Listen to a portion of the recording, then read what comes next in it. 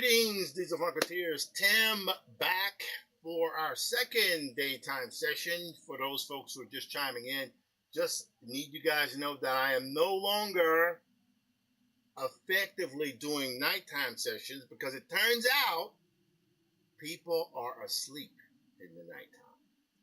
And that is the thing that I have learned. This has been a process where I'm learning what is going on here. Why is that not working? Oh, it's because we probably should connect the camera. How about that? Let's go here. Yes. Yeah, there we go. All right. Like I say, it's live. I don't know if you call this TV. It's live broadcasting there. Okay, good.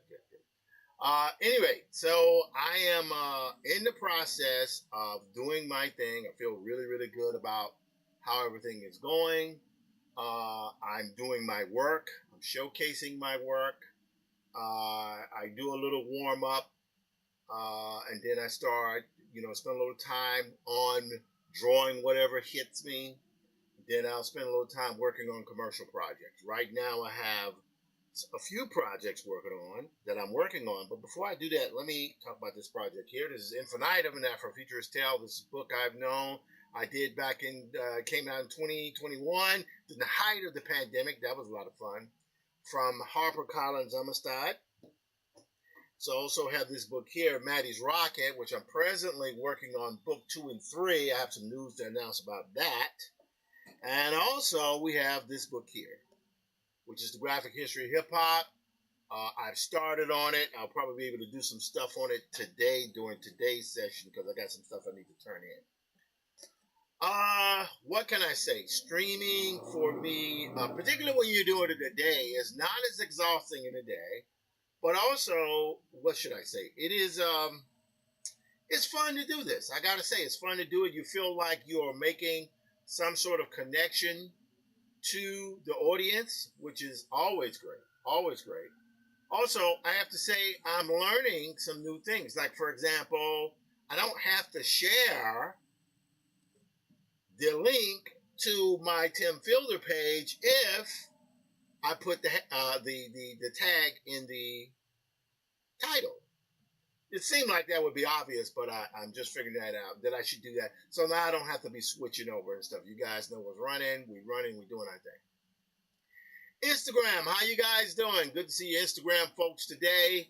I'm refining my graphics, my screen graphics daily. I'm trying to make things more exciting.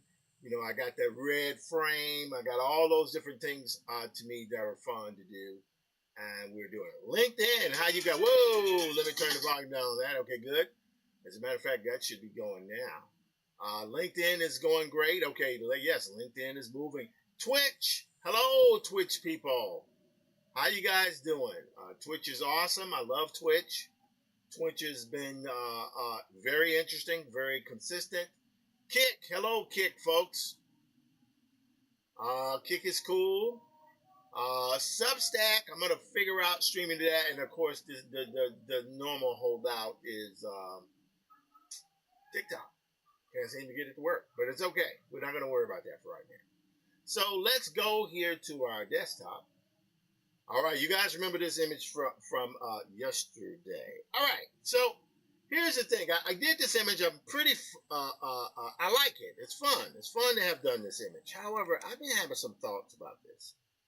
And I was telling Stephen Berry, who I'm doing Black Principle, if you guys saw me work on a little bit of that yesterday. I was telling him how, I have multiple projects I'm working on. I'm working on my adaptation of The Comet. And I think Arthur McFarlane II, who is the grandson of W.B. Du Bois, may be joining me tomorrow. Still trying to get verification on that. He'll just sit in watch me do a little bit of my breakdown. So it's always fun to work with Arthur, and I'll be able to show him what I'm doing. Also, so I'm working on my adaptation of The Comet for W.W. Norton. Don't worry, Gina. We're working. I'm going to try to see if I can get some stuff done today. Because it's around 3:44 Eastern Standard Time. So I'm going to see if I can rock till 6:30 again. Who knows? Maybe 7. Alien Earth. By the way, who saw that episode last night? Man, that episode was awesome. As a matter of fact, let's take a drawing break here. We're going to go here, and I'm going to draw our eye creature because he's weird. I like him. So I'm going to go here. Let's see. Let's go take our brush here. Gonna do, yeah. Do that. Yep. Yeah, eye creature. My my brother calls him Tiok. I call him Eye Guy. Eye Guy is interesting, right? So we're gonna do this here, and he has that kind of weird multicellular eyeball, which is absolutely nuts, bonkers, right? They split. It's like his cellular structure is splitting while you're doing it. It's quite fascinating here. Go here. All right, and let's make that eye a little bit bigger. Yep. Today is my daughter's birthday.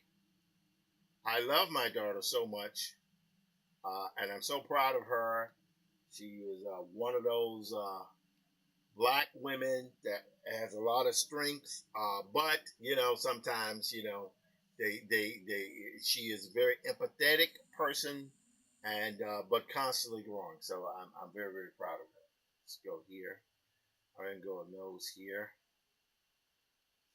I'm gonna put that right there, just a little. I mean, because that episode 2 weeks ago was crazy, but um, uh, last night's episode was absolutely ridiculous. So, who thinks?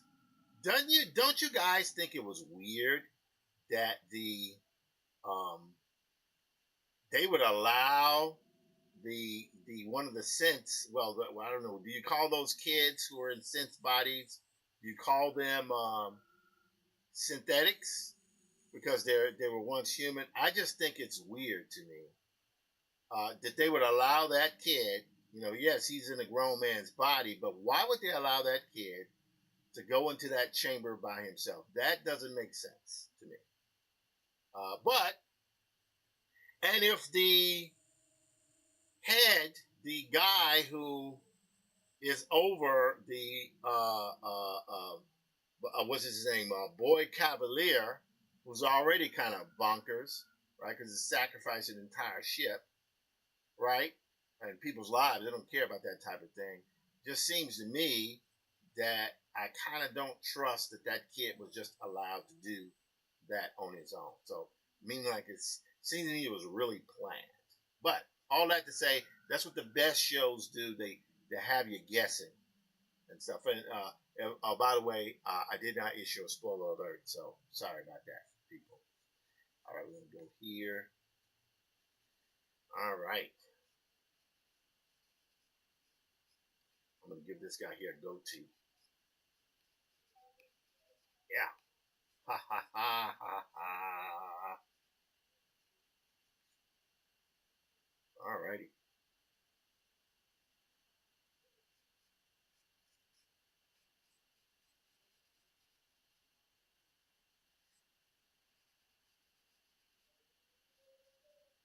All right.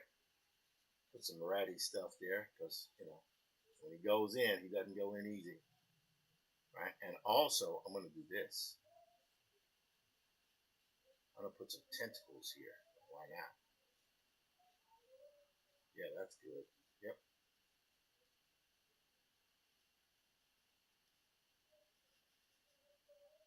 There we go. So anyway, yes. As I'm drawing here, let me just say for the record, one of the things I tend to do is I talk about whatever hits me. Hello, Snack on Art. How you doing? Good to see you there. Okay, our comments are going on Facebook. Hello, Facebook. Hello, YouTube. How you doing? Hello, YouTube again. Diesel Funk Dispatch YouTube channel and the Diesel Funk YouTube channel. Don't know if I'm being punished for that, but that's okay. Go here, we'll rotate here. There we go. Oops. There we mute that. So we are rocking and rolling on LinkedIn. Twitch is going well, and so is the stream. Okay, good. So we got that. Now, here's what I want to do. I'm going to go here.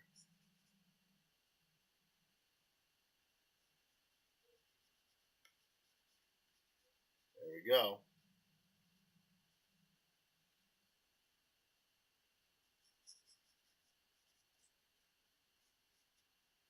Okay. Now that's kind of weird. That's really kind of weird. It's kind of a nose thing is a little bit longer. So let's see what happens if we get this here. Whoops. I'm going to go here. I'm going to select this guy. Right there. And deselect here. And I'm going to bring this guy down. Bring him down. Whoops. Bring him down. Nope. Whoops. There we go. Yes. Yes. Okay, that's pretty good there. It's kind of weird, but that's all right. I don't mind that.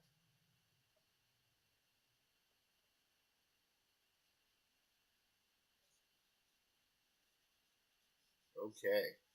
Give him some of that space trucker gear.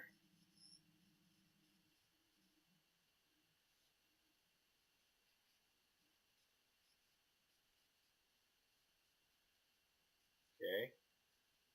Little whiskers there, a little unshaven. There we go.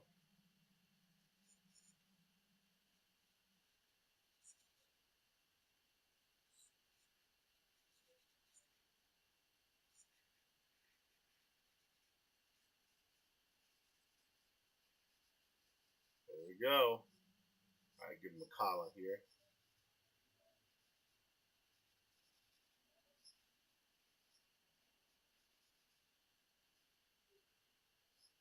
All right, let's put his little overall coverall band.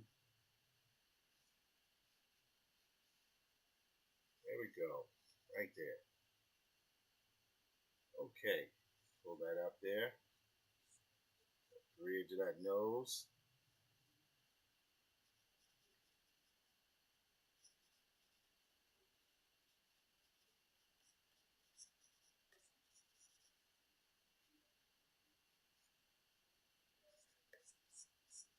Okay. I might give him the Roy Batty kind of hairstyle.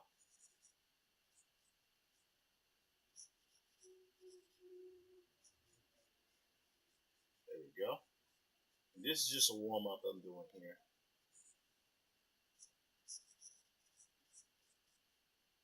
Yes.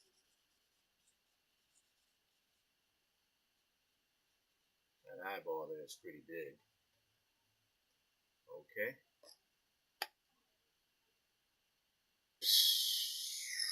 I'm also debating seriously about having music underplaying my streams here. I think perhaps that might be good. Hello, Many Faces. How you doing? Good to see you, man.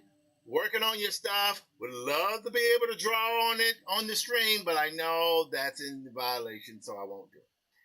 Walter Grayson, how you doing? Walter Grayson is my writing partner in the company, the Graphic History Company. We are sponsoring this event here, which starts day after tomorrow in Senegal, Dakar, Senegal. It is called Future Waves, Afrofuturism 2.0. Let's see if we can find that there. Hold on. I think we'll pull that right up there. I've been doing my research here. Here we are. These guys are right there. Afrofuturism 2.0 in the world for Dakar, Senegal, September 12th to the 15th. Hello, Ebony Thomas, PhD. How you doing? Good to see you there. So Afrofuturism, Future Waves, Afrofuturism 2.0 in the world, Dakar, Senegal, September 12th to the 15th. It's a symposium that deals with all these different things, Afrofuturism, and how Afrofuturism may very well be the modality that gets us through this trying times that we're in right now. I will be showcasing our show that myself, Ronaldo, Walter, Alan St. Clark, and Stacey Robinson did called Quantum. That will be in a virtual format, still finishing that out, and it should go out to folks tomorrow. But looking forward to this. Also, hold on, let me check out. We just got a text here. Okay, good. This is good. Okay. All right. We just got some good news from Walter. So it's always, let me talk a little bit about the endowed chair a bit. So Walter Grayson is an old head economics professor, black historian, right? Who has this kind of unhealthy fixation with hip hop, but that's another story, right? And what he does is that he brings all those things together through the lens of Afrofuturism. It's quite fascinating to see how he rocks. He changed my life back in late 2022 when he asked me to come on board the Graphic History Company to work on this project here. Don't worry, Joe Smith. I know I got to turn my stuff in. Hang tough. This is the floppy that went out to 150 schools in the New York City school system. 150. It went to all the schools. 150,000 copies were printed, and we're going to very eventually soon be printing the next group for issue 2 of that. And that issue 2, just like what issue 1, will be expanded into a graphic novel, which will be Graphic History Hip Hop Graphic Novel Volume 2. So working on that, trying to get that done, and I'm looking forward to doing this. Okay, here we go. Now, this is interesting. Here, what we have here are things that are out of proportion. Now, back in the day, what you would have to do is just redraw this stuff. But now I don't have to do that. Now I can do this. So I can tweak things there. See, I think his head should be, the cranium is big, but shouldn't be that big. Also, this eye, as much as I love it, I think it's too far over to his right. See, now that's better. See, that looks more workable there. Let me tweak this in just a little bit. Move these here. All right, fine, perfect. Okay, so I like that a little bit better. Let's move his nose and mouth up a bit. Even though there's sometimes when you're working on this type of stuff, you might feel like you are drawing things out of proportion, but then you see somebody a little while later, it's like, whoa, that looks exactly like the person who I just drew. It's pretty crazy.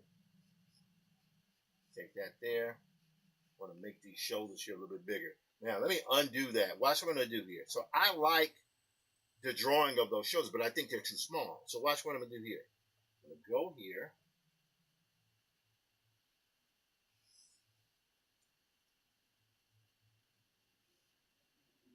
Yes. See? Make that a little bit bigger. I'm going to go here. Make this a little bit bigger too. Right there. Now, that looks more in proportion. However, as I told you guys before, you have things you can do. Like, for example, you can take your warp tool and have things a little bit, oops, Command D.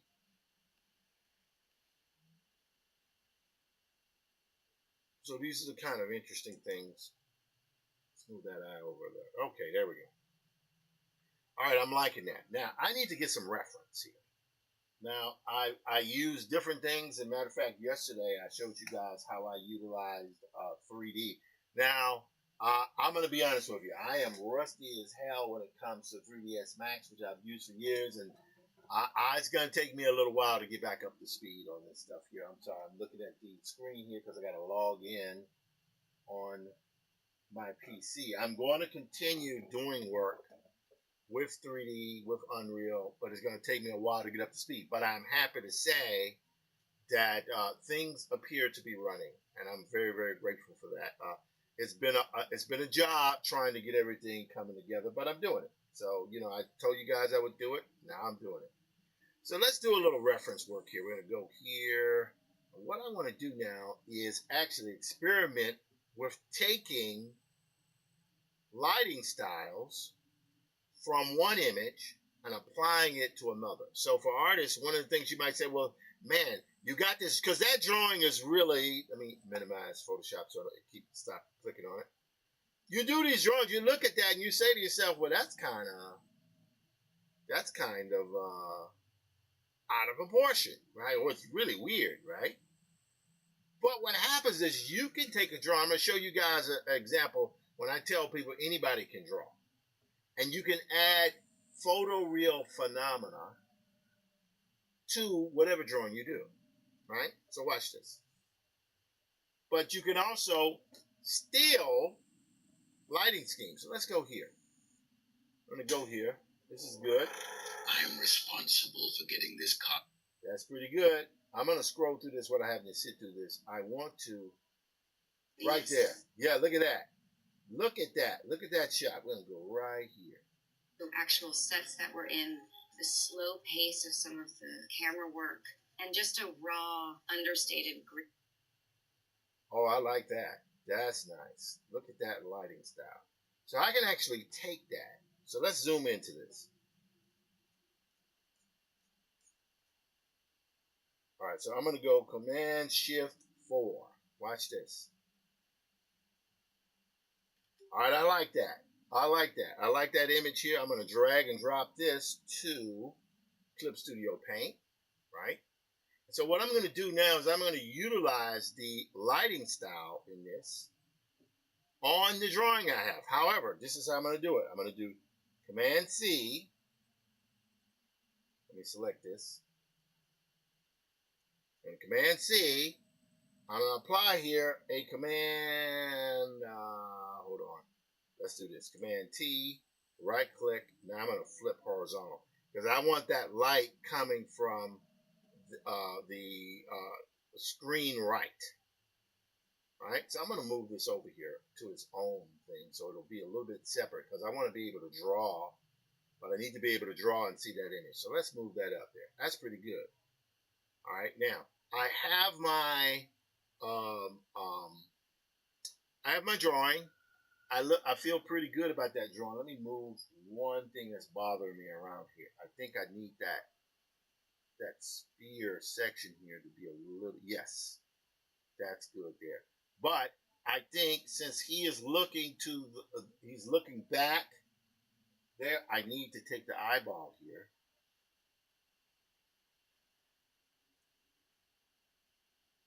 I need to move that back.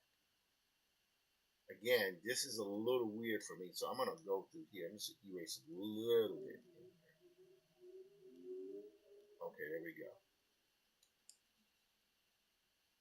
All right, watch what I'm going to do here, guys.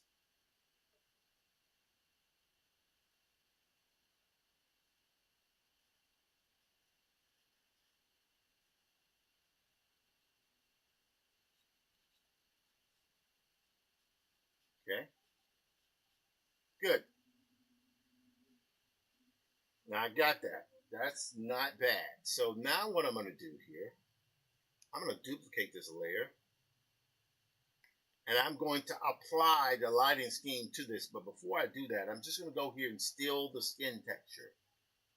Steal the elements on his face. Go right there. See what I'm doing? I'm literally just borrowing the lighting scheme that is self-evident in this guy's face.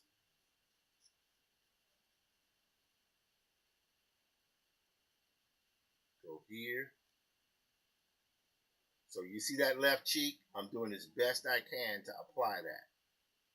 You see that's a dark under element there. See how we can do these type of things? So now what I'm doing is effectively applying lighting schemes from dramatic photos to my drawings. All right, so you see here we have this part of here. See, that's not bad.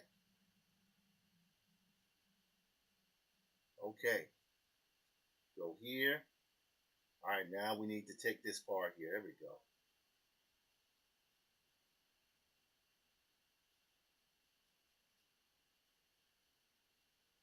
There we go.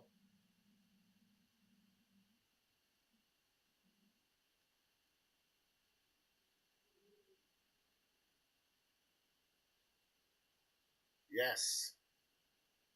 Yes. See? These are the type of things we can do. We can take all of these elements and put them in there. Let me take this. Okay. There we go. All right, now we're going to go on that bottom lip there. See that bottom lip? You take that. Yes, I love that.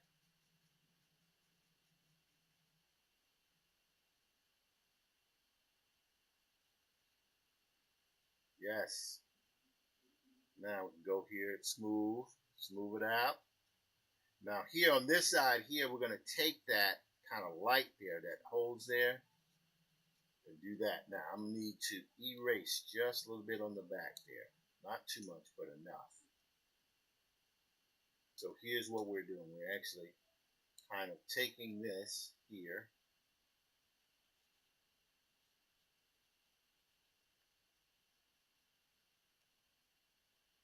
Okay.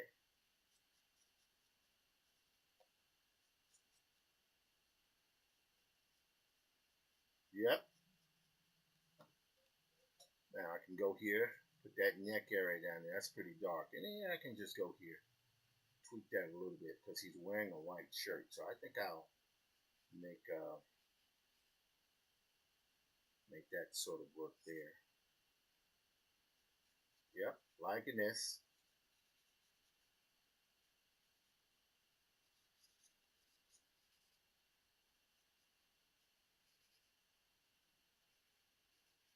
Okay, there we go. So I'm feeling pretty good about that. Now what I want to do is I want to go in with a softer light here. Whoops, make it even a little bit lighter here. Watch this, guys.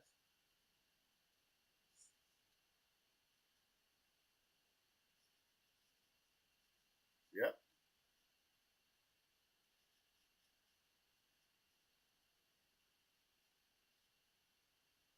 All right, I'm going to, okay, and I'll add highlights and stuff to this stuff here, obviously. I don't know if this is going to turn out the way I want, but right now I'm feeling like we're making some progress here. Go here. There we go.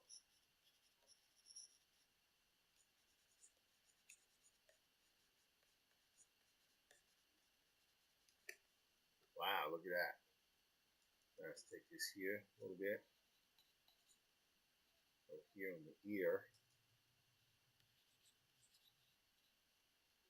Now, a little bit, just a little bit of subtle touches. All right, I kind of like that. Now, we're going to go through here with our brush tool. We're going to go with blend. Because why not? Why not go with blend? Whoops. I want to overblend, that's for sure.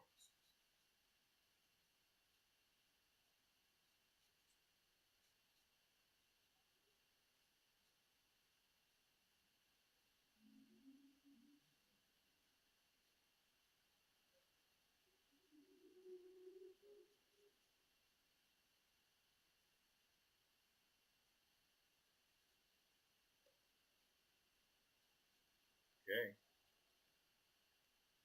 I'm going to have to put some darker shadows in here, which I see where I can do that.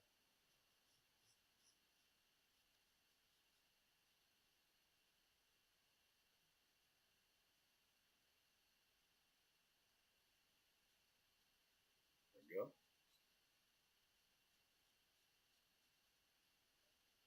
Oh, wow, look at that.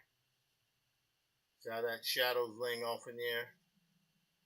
Now, once I lay the colors in, it'll be even more apparent. And it'll soften the line work, which is, I don't want the line work to be that prominent. I want it to be prominent, but prominent enough, for sure, but not overly prominent.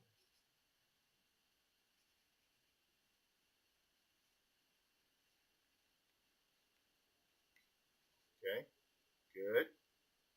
I'm just go in here and streak this out here a little bit. All right. Okay, good. So I like the way that looks there.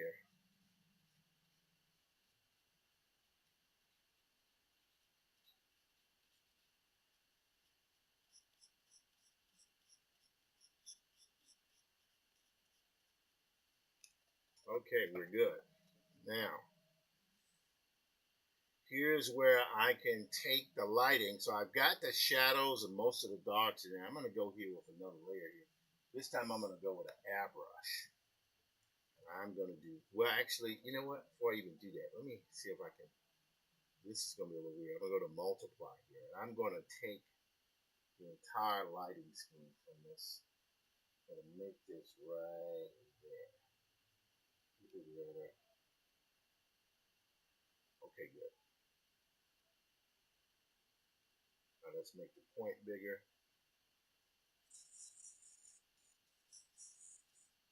There we go.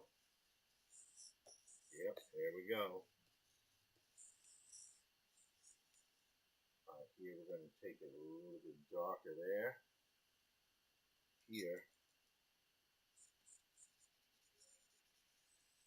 Yep.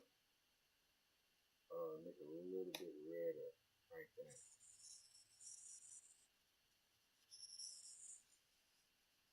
Yeah, there we go.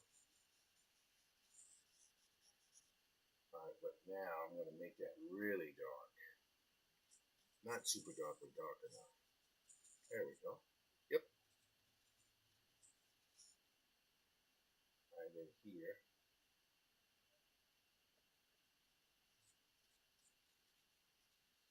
Yep. Take this a little purple here. And we're going to go in real light. Very light. See, we want that purple hue. That's what we're looking for. Now, all right, so I'm okay a little bit with the background. I mean, some more things I could add to it. Right now, I think we'll be all right. There we go.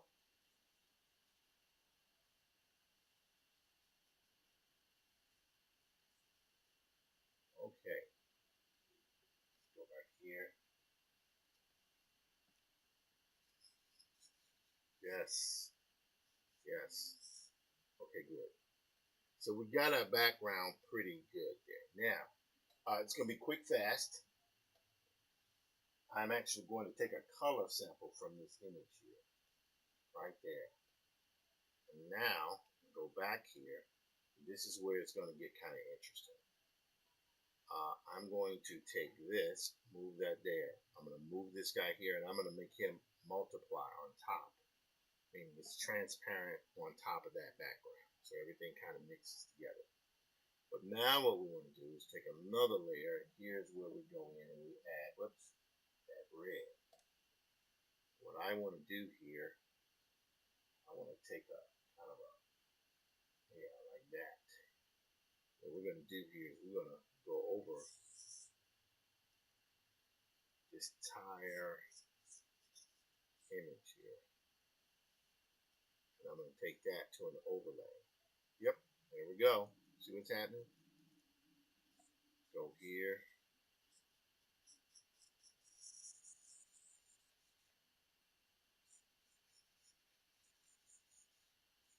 There we go.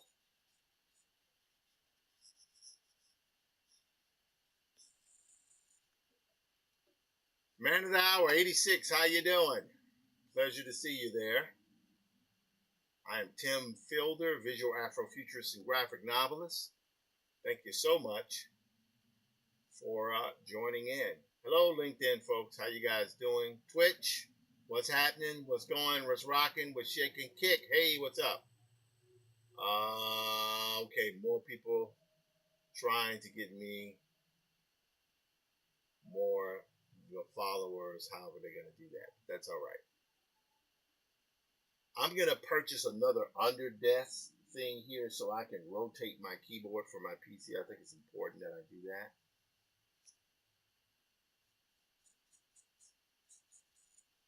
I got red here, red. Okay, that's good. All right, now we're going to go through here. We're going to take a little. I'm actually going to steal that color again here, but now we're going in here.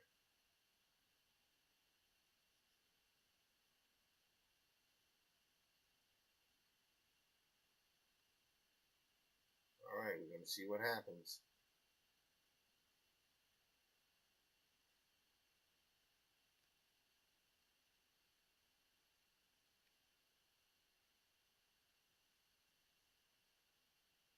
All right.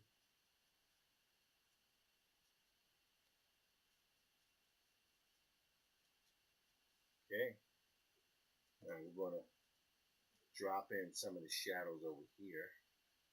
There we go.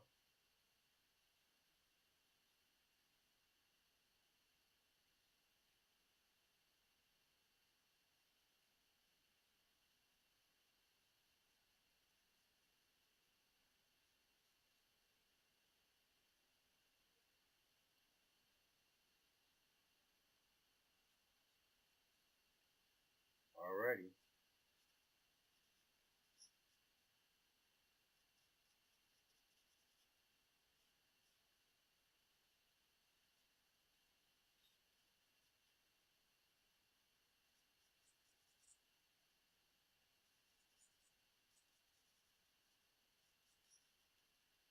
Alright.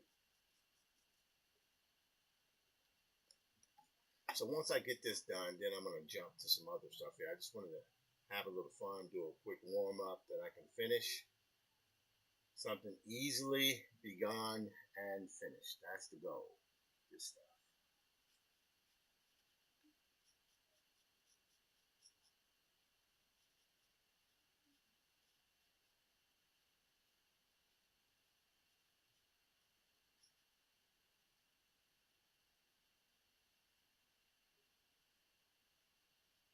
Alright.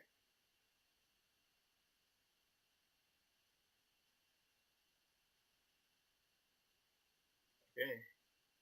So we got our orb here.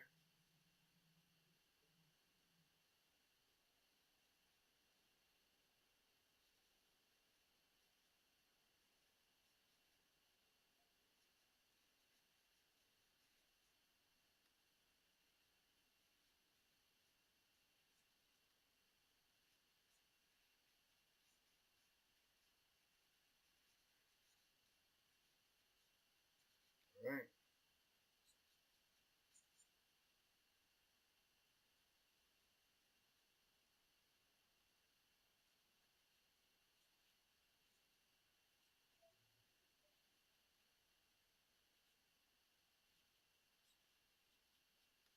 Okay. Now we want to just go in with a light red wash. Just to tweak it just a little bit on these clothes here to kind of mirror that image.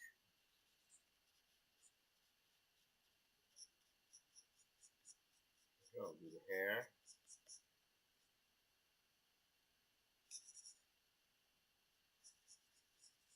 There we go. Okay. Now let's go in here. This part here. There we go.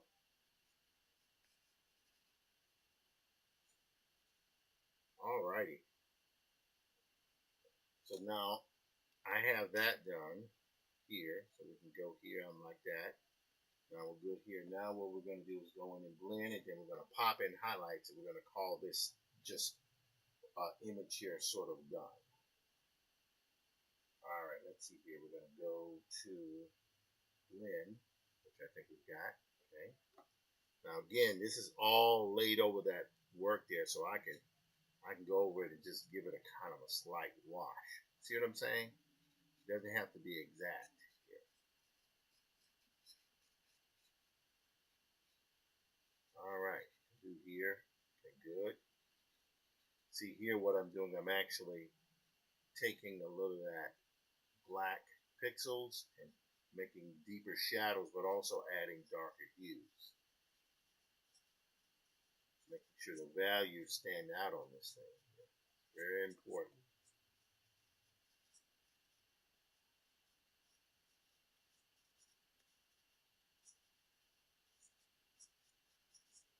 Go.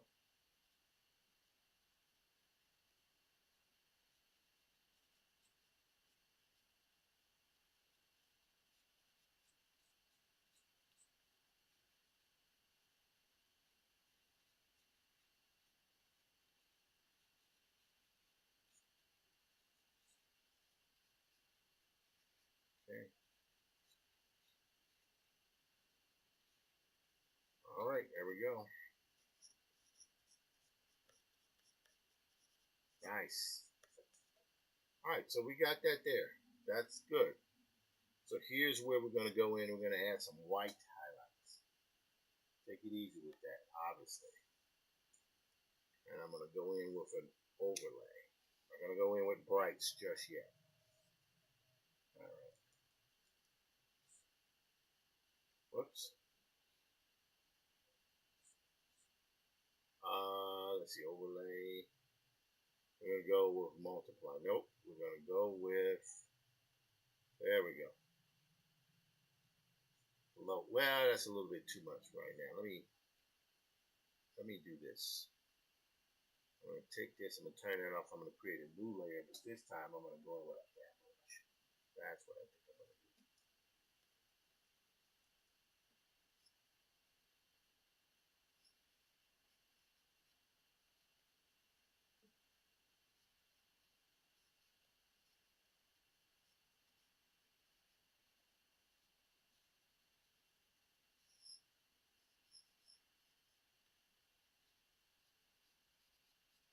There we go.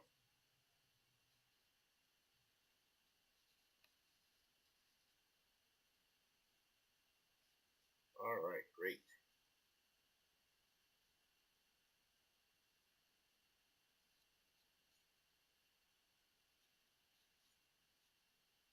All righty. I like it. So we have here overlays. All right, right now it's set to normal. Overlay is not working there. Soft light. Let's go with hard light. Nope. Color dodge. Nope. Let's go here to screen. I don't know if screen works. Let's go to light. Yeah, and we just bump the opacity down. Okay, that kind of works. That kind of works. All right, now let's go here. Take the brush again. Now I'm going to do this.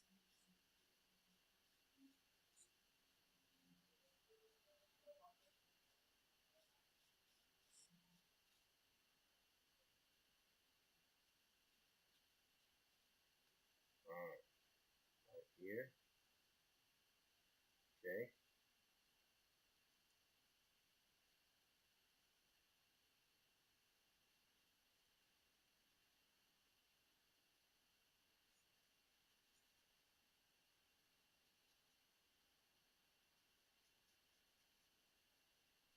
All right.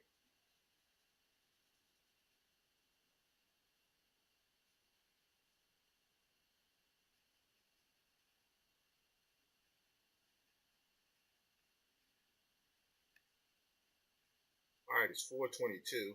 Moving along fairly nicely. Nice little clip. All right, let me take this here. Oops.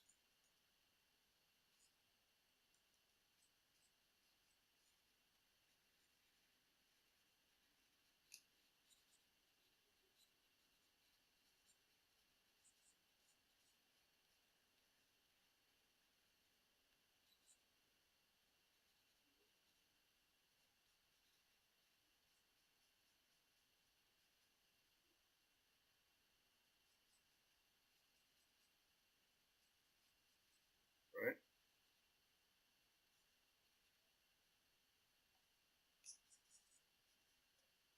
All right. Not bad.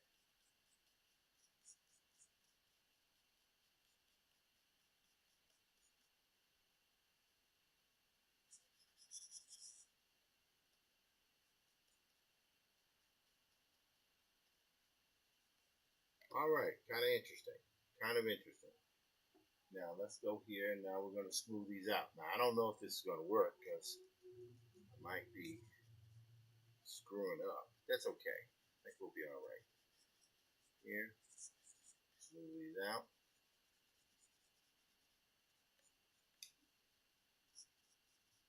There we go.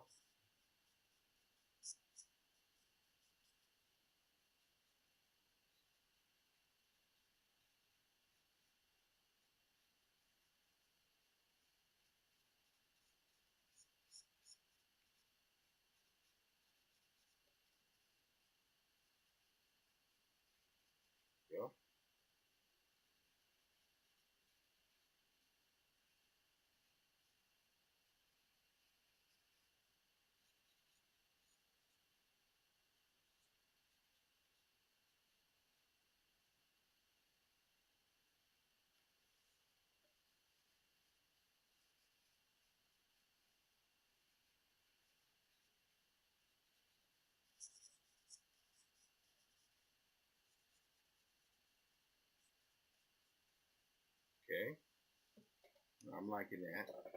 Kind of an interesting shot there. So now what we're going to do is go in with highlights. I don't know if it's going to work, but we're going to see.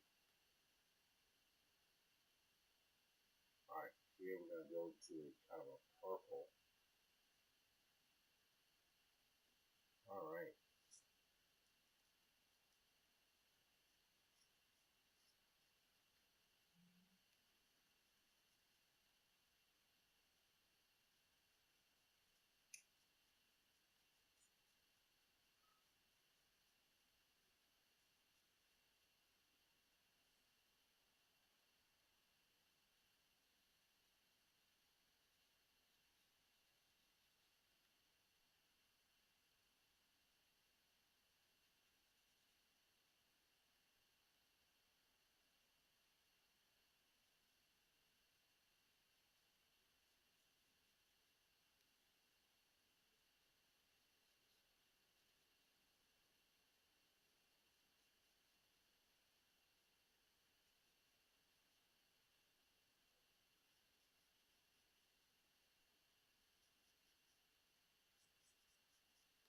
There we go. So what's happening, that hard edge line is kind of bringing things in. And I can tone that down if I want. So right now, I think we'll stick with it. I'll put in little hair follicles there.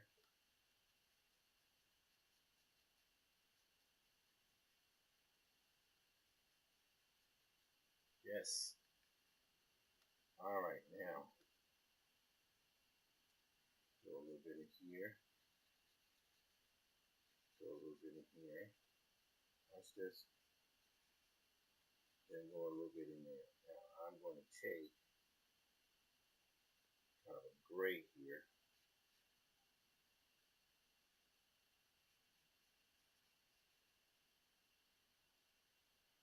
Okay.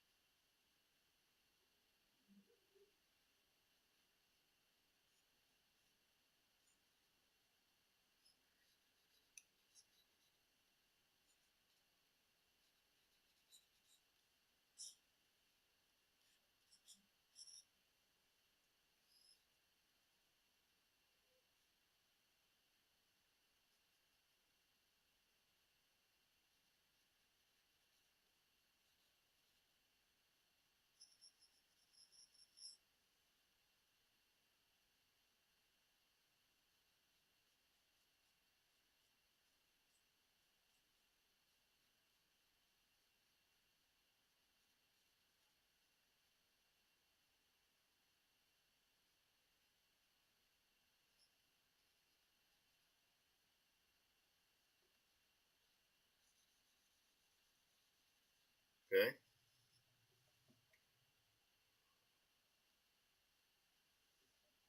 Way of the Pencil 91. Who is Way of the Pencil 91? Thank you for chiming in here.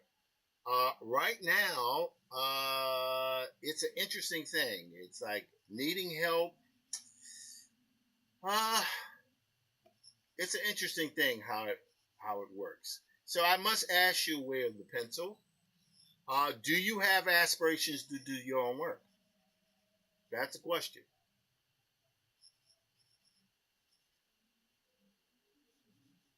Do you have aspirations to do your own work? Let me know and I'll answer you. Hello, Tonio. Good to see you there, sir.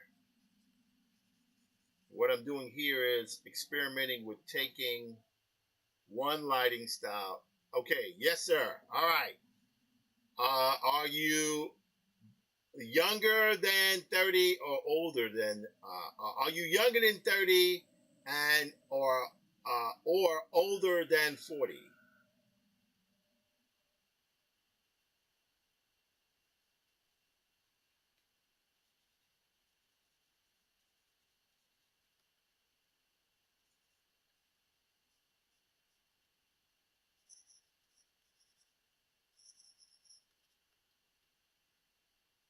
Let me know.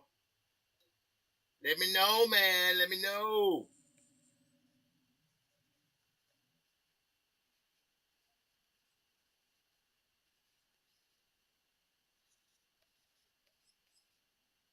35. Perfect age. All right. So forgive me if I get a little personal here. Do you have children or a spouse? I know he said, why is he asking me this? You'll find out in just a moment.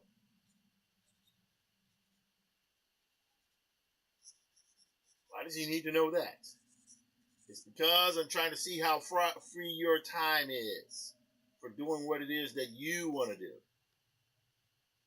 I would like to be a creative director and create my own worlds and rules, but all I can do is draw and paint. No trouble. Perfect! My friend, you are farther along than you could ever possibly imagine. Meaning you have no obligations to anyone but yourself. Now, some people are like, oh, Lord, I want an obligation to other people. Yeah, when you can afford to pay for it. Just don't know where. Okay, here's the issue. Okay, but wait, hold on. A disclaimer, legal disclaimer, anything I tell you, just my advice. It's not, you're going to do what you want to do anyway. You're going to do what you're going to do anyway, right? Regardless of what I say. However, if you want to be free, right? First thing you do is in this environment, do not quit your job. Do not quit your job in this environment. Do you understand? Don't do that.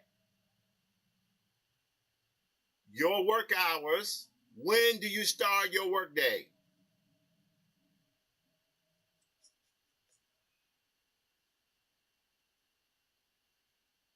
That's a question for you.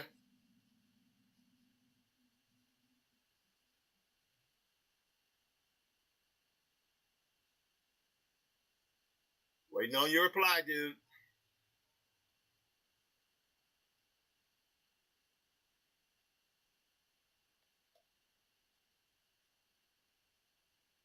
8:30 in the morning to 5 p.m. Perfect. Because you have no offspring and because you have no spouse, that means you only have responsibilities to yourself. That's the first thing, right? You have the job you have to finance your vision. Because if you're not working, you got to have money to pay for your vision. You want to create your own worlds and rules, but it's I look. I don't know who you are. Do I know who you are? Who are you? I don't know who you are. Where the Pencil's a dope name one. But I figure you were born in 1991 because it says 91 on the end. That's neither here nor there. My point is, took me 35 years to get this much piece ready. Good. So that means you don't want to stay in your job forever. But you can suck it up from 8:30 to 5, right? How long does it take you to get home? How long does it take you to get home?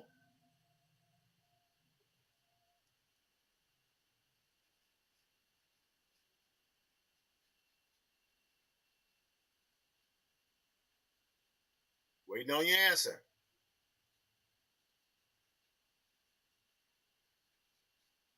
All right, so now what I'm doing here, just so you guys can see for the people who are still chiming in here, I'm actually smoothing out my highlights. Right? We're going to see how it rocks. 2 hours. Okay, so that means you're probably driving from San Diego to LA. Whatever it is, it takes you 2 hours to get home. Right? So that means you're home by 7. Oh, no, I understand. No worries. You're home by 7. You live in LA or something like that, correct?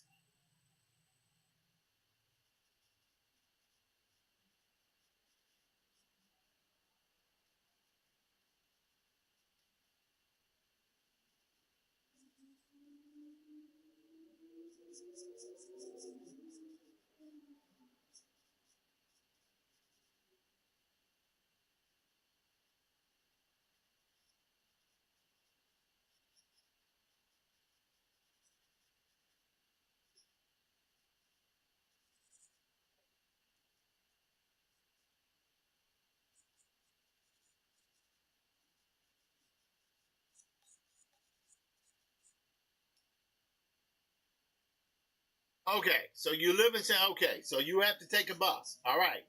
So you live in San Diego, right? If it takes you 2 hours to get home, that's a little bit of a distance. So what you've got to do is make two decisions. You either have to take an iPad or your drawing tools with you. Since it takes you to get 2 hours to work and 2 hours from work, that means you have 4 hours to work because you're not doing anything on the bus other than sitting there, right? That's all you're doing, and you know it. You're probably on the bus sitting there thinking to yourself, man, I wish I was doing something else. I wish I was doing my drawing. When you are literally on a bus that can drive you from your home, you are not screwing up.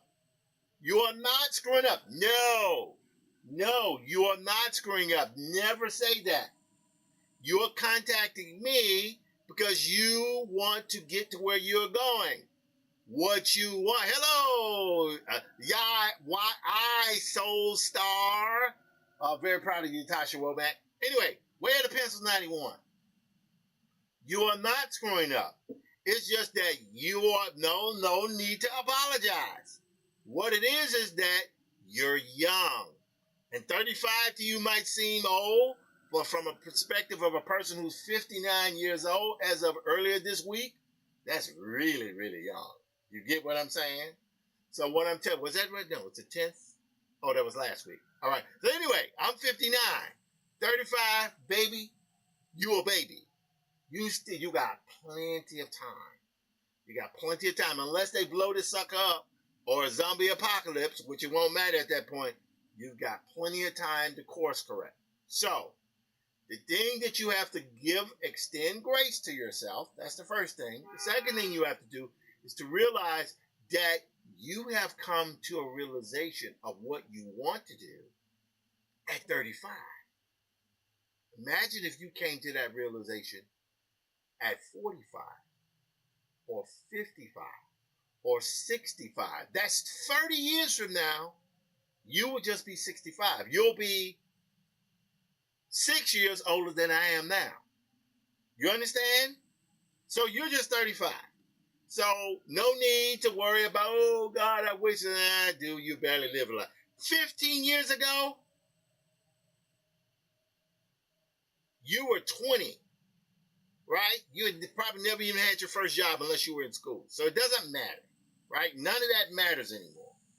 The only thing that matters, you know where you are now and what you're going to do. All right. First of all, you're either going to get an iPad or whatever drawing device you have. You're going to get on the bus. You're going to start for 2 hours. You're going to be working on the bus, on your story, on whatever it is you're doing, right? You're going to go do your job. During lunch, you're going to grab your food. You're going to stop going out spending all your damn money on food. You're going to make your food at home. You're going to take that food with you. You're going to put it in the microwave.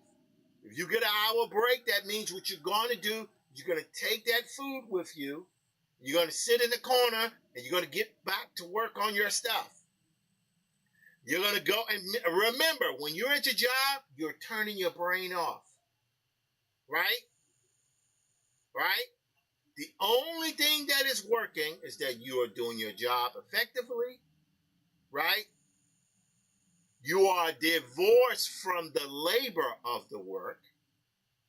Right? And you're just an automaton. You're just doing your job. Because it's a way for you to pay for your vision. Got it? Then you're going to get on the bus and you're going to do another 2 hours of working, of drawing. Right? You haven't even made it home yet, dude. Right? So you're at home by 7. You're going to take an hour or two. You're going to do some more work. At 9, and you're going to work to midnight. And you're going to repeat that. And you're going to repeat it 5 days a week. And then over the weekend, because you don't have to go to your job, you're going to start from the day and you're going to work throughout the day, only taking a break to stretch your bones. I'm not a seafood. If I was a seafood, I would have money. I don't have money. I'm just a comedian who can draw. All right. Now, you're going to then take the weekends, right? Because you don't have children. Right? You don't have a spouse. And you're going to draw. And you're going to engage into cultural events that would expand you as an artist. Don't do that like me and wait till you're in your 50s and start getting your act together. Don't do that. Right? Photos, drawing from life, talking to people, observing human behavior, observing the way humans look. And you're going to integrate that into your art style. I'm going to let you in on the secret. The most popular comic on planet Earth. Let me see if I can find it here. Do I have it? Yeah, there it is. This will be good for you to see.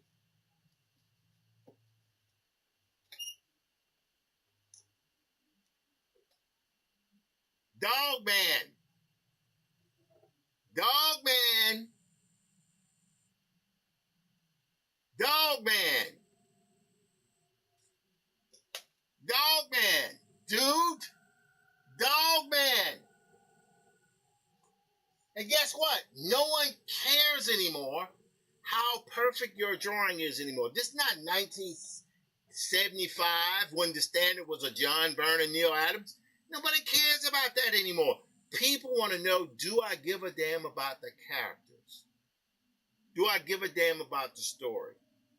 And then from there, once you give a damn about the characters and the stories, they're going to be asking, do I care about the artist/writer or artist and writer?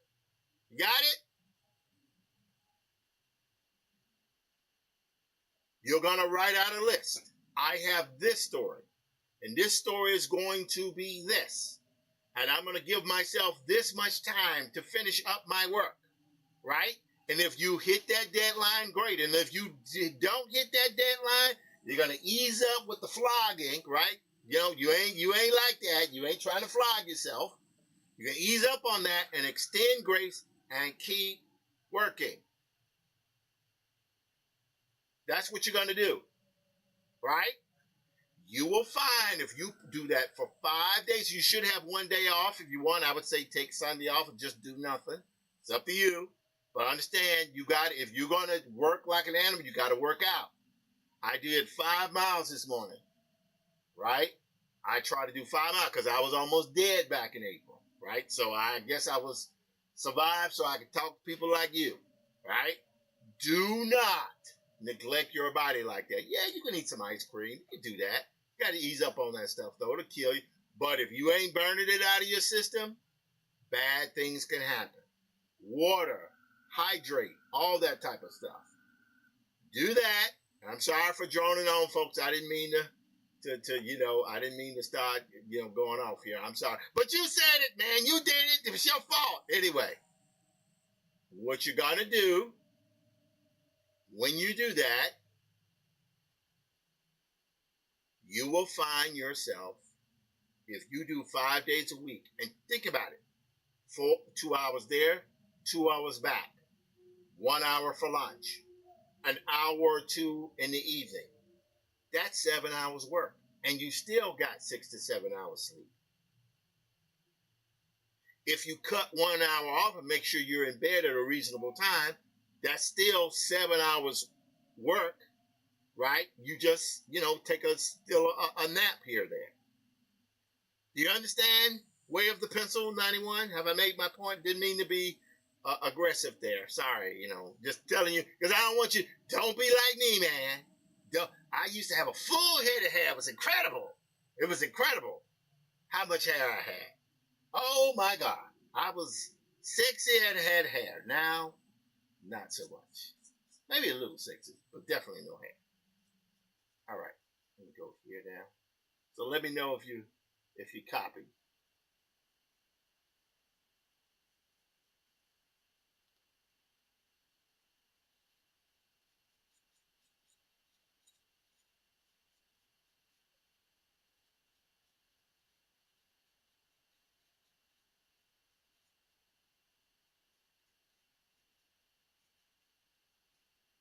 All right.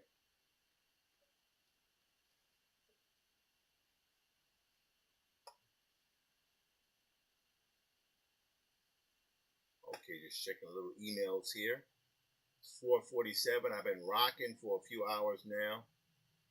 Okay, let's go here. Let's go. Why?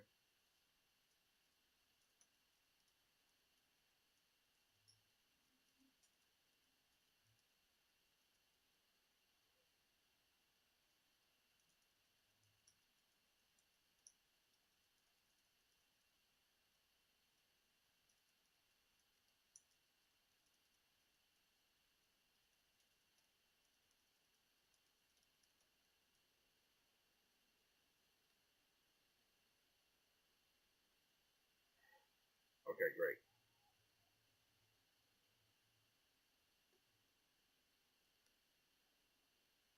All right, let's go here now. Back to, because I'm sitting here doing this up and realize I apologize. I didn't have my drawing screen visible. So there we go.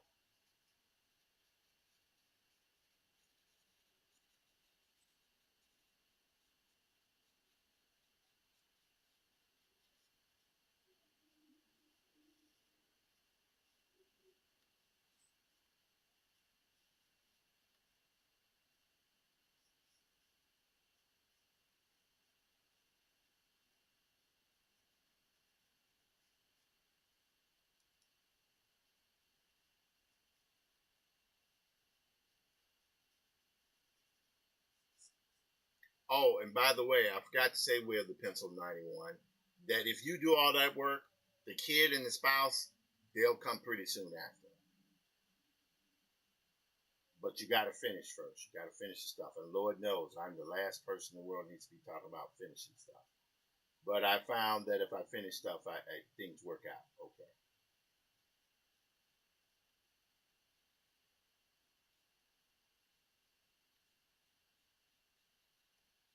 So here, notice I'm toning down some of the highlights on that side because the light is coming from the right side of the screen.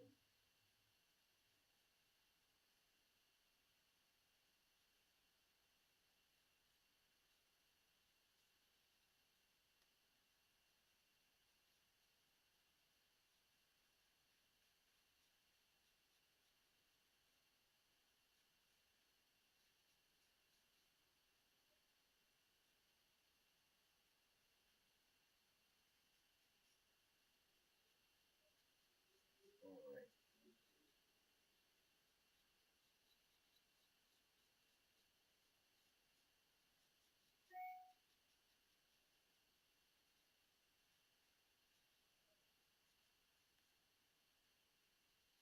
Also, let me say this. I don't know if you're still listening.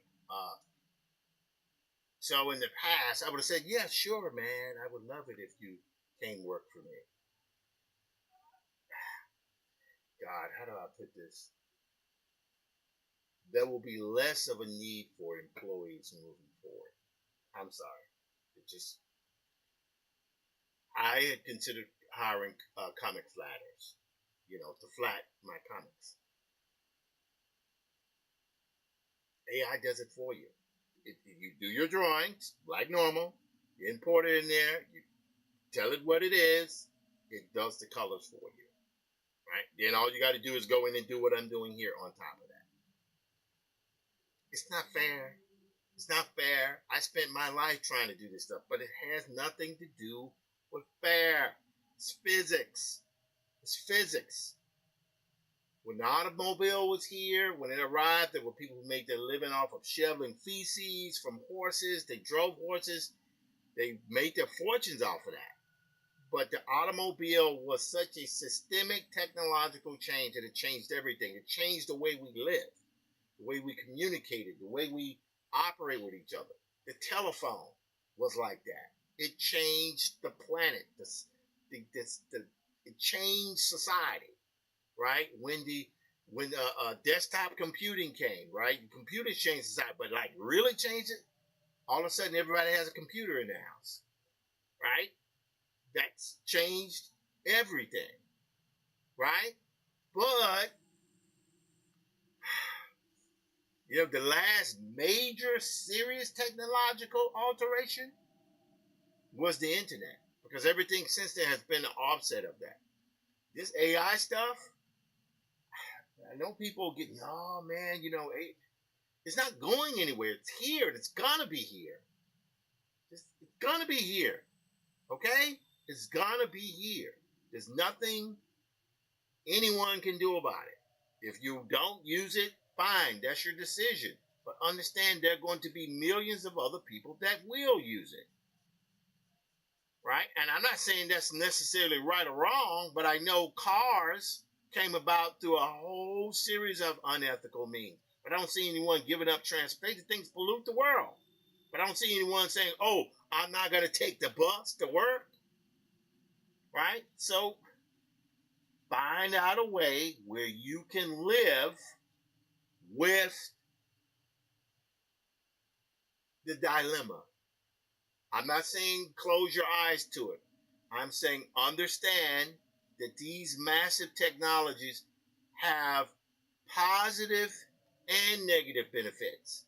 But these technological changes are so massive that there's no such thing as saying don't use it. Is it right that they took everybody's work? Of course not. Are they going to have to pay for it? They're going to pay something. There's no such thing as this technology not being used. That doesn't make any sense. It's going to be used. And if we're sitting here having a conversation about it, then you got to accept that it's going to be used.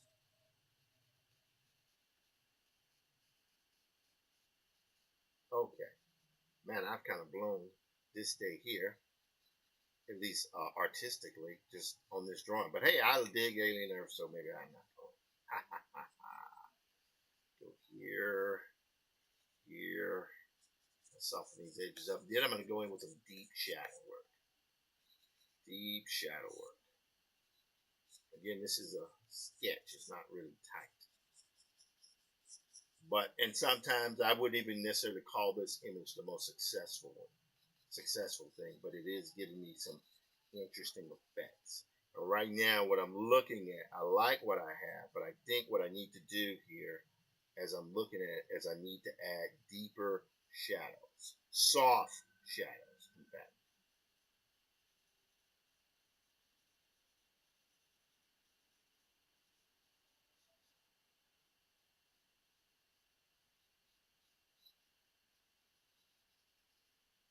All right, now I'm going to take a little blur here.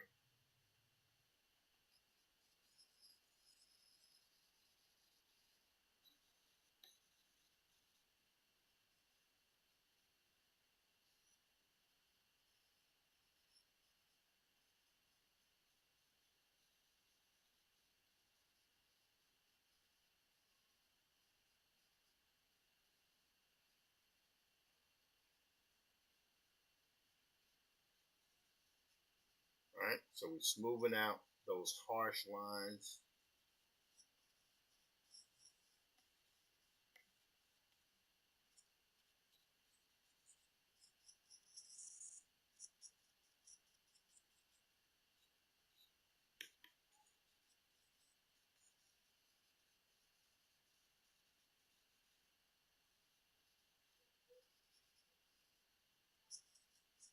Alright, so I think we got something pretty good there. Now, next thing we're going to do, I don't know if this is going to work, but we're going to see. Airbrush.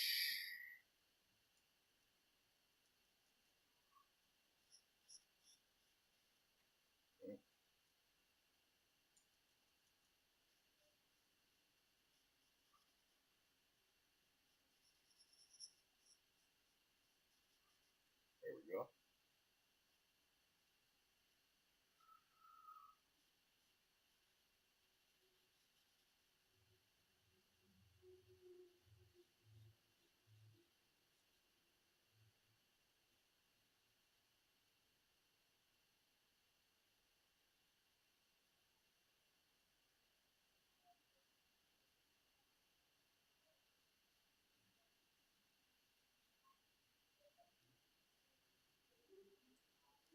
Zoom in a little bit to that.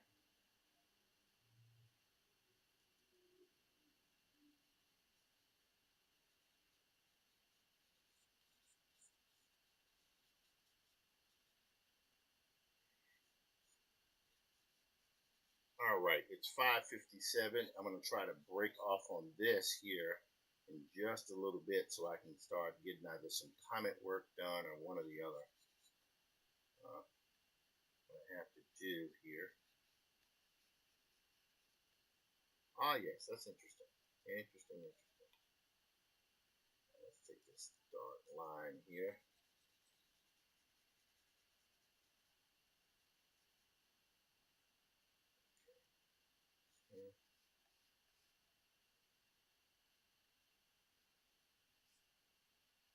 There we go.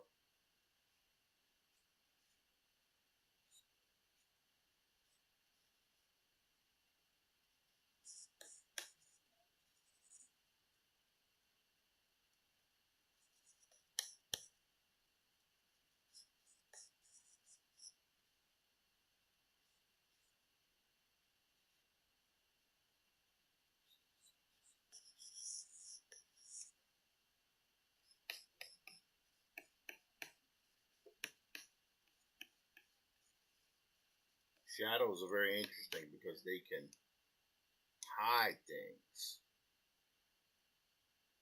Oh, look at that.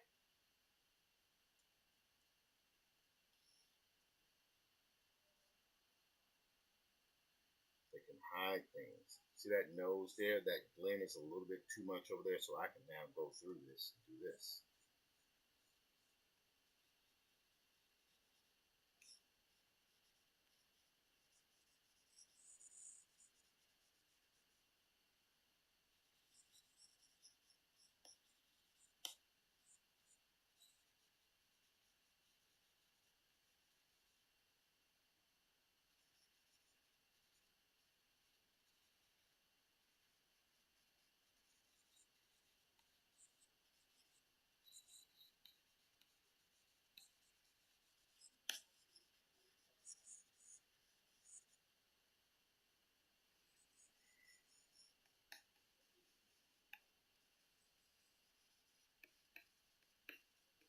There we go.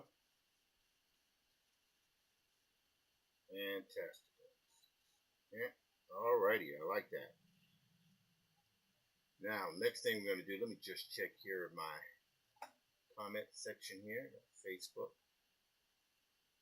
Alrighty. I think we're good here. Let's go here to my Tim Fielder page. I don't think there would be anything necessarily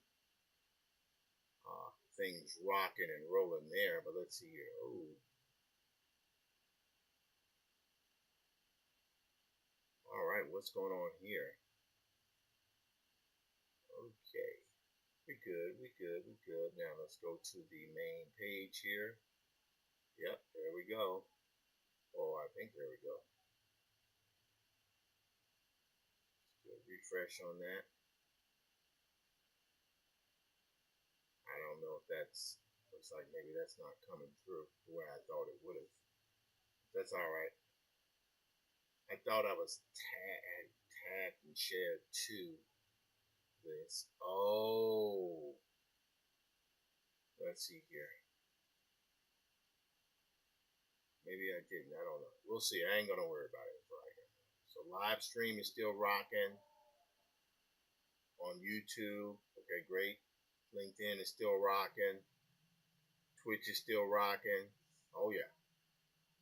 Kick is still rocking.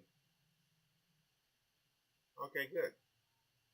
Yeah, I think we're good here. Now the next thing I'm gonna do, because I can, I'm gonna darken up this background just a little bit. Let's see what we can do here. We're going to take the luminosity here. Yep. Oh yeah. There we go. See that luminosity happen like that? That's nice. That's nice. Now what I'm going to do is I'm going to add some bokeh effects in this. Right here. I don't know if it's going to work, but we're going to see.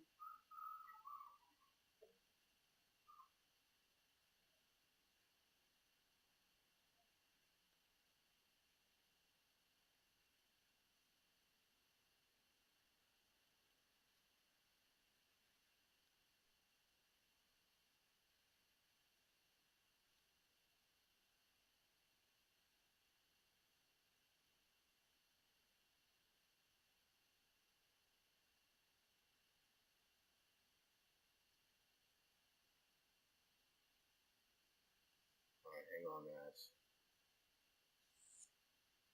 Oops.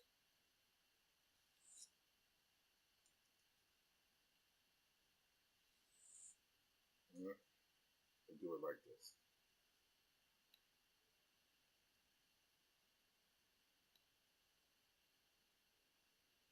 Okay, good. Now I'm going to go here and erase.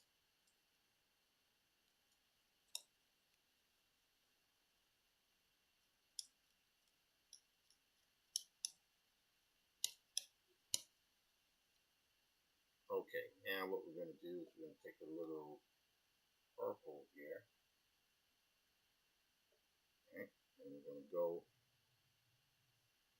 underneath this. And I'm going to just like that. See?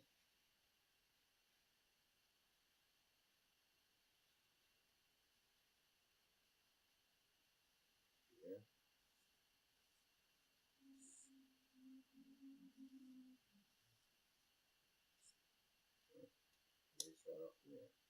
It's okay if there's a little bleed here.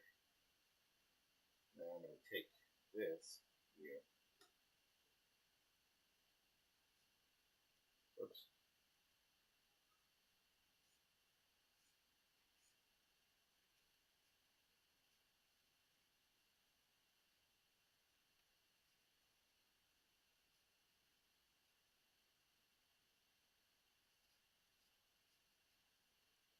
All right.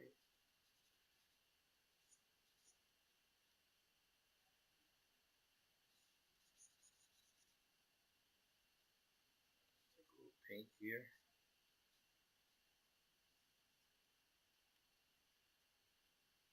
Okay, now, so we've got that. Now what I'm going to do here is I'm going to blur this a little bit.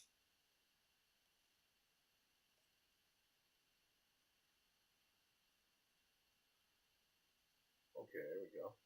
Good. And get this, we're going to blur this a little bit.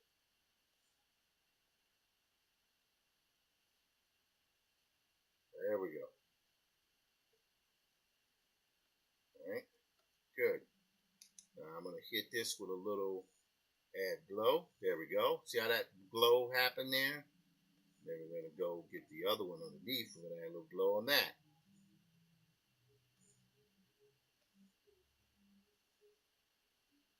Yes. There we go. Now we got something kind of good there.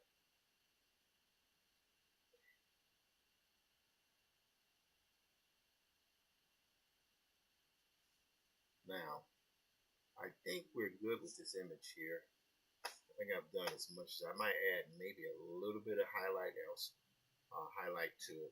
But other than that, I think we're good. Yes, I know what I'm gonna do. I know what I'm gonna do to kind of like set this in the scene here. So I'm gonna go here, take a little bit of orange like that. Here's what I'm gonna do. I'm gonna go in here.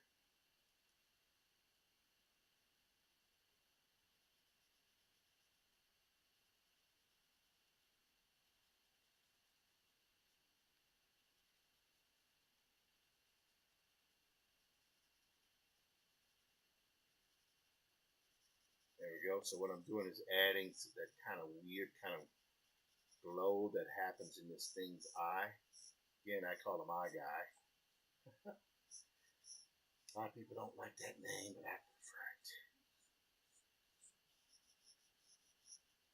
There we go. Right there. Yep. This is the iris. There we go. Now, I'm going to take darker red here.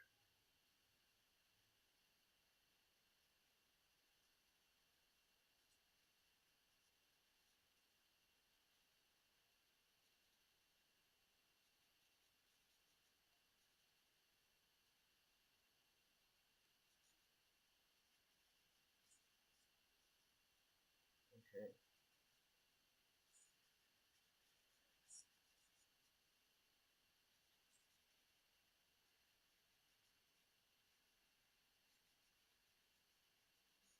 All right. Got that. Now I'm going to go in here with a little few highlights. Very subtle highlights.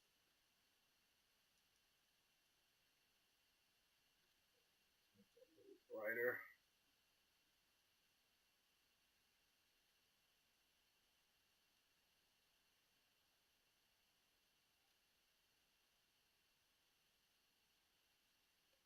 There we go.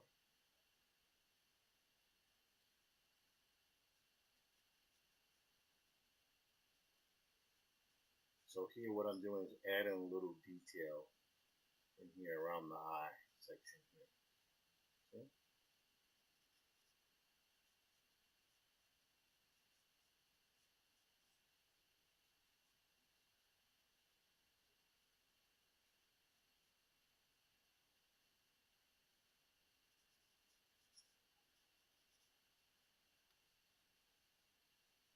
Okay. Good. All right.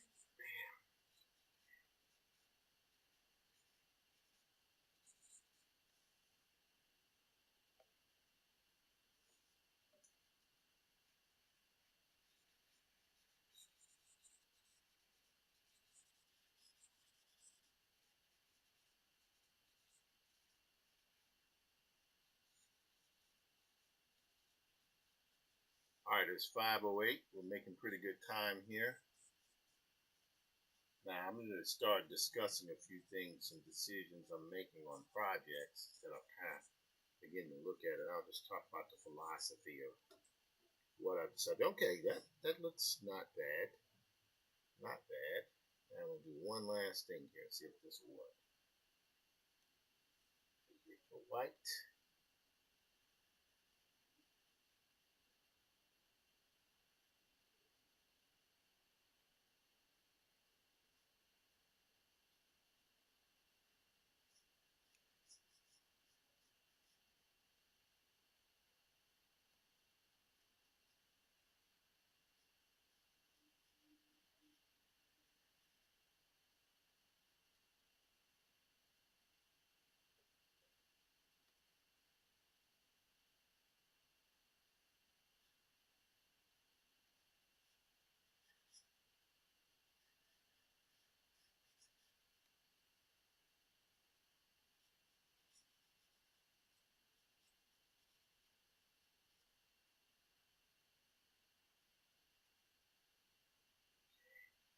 Blur this a little bit.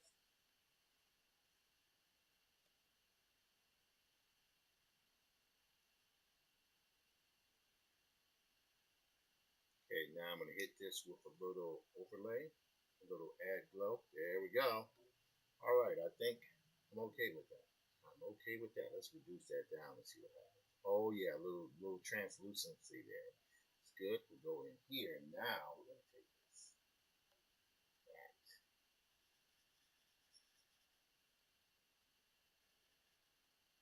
There we go.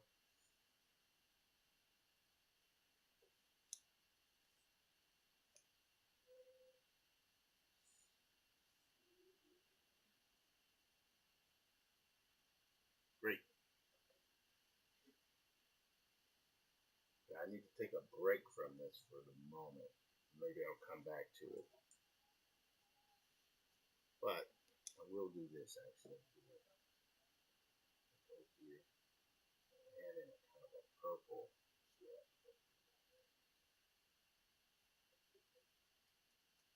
And I'm going to take charcoal.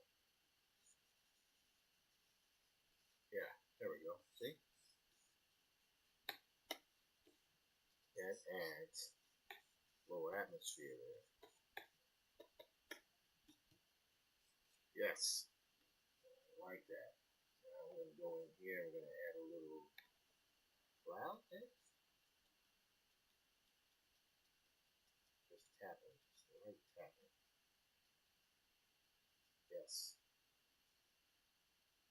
All right, now we're going to take a little blur.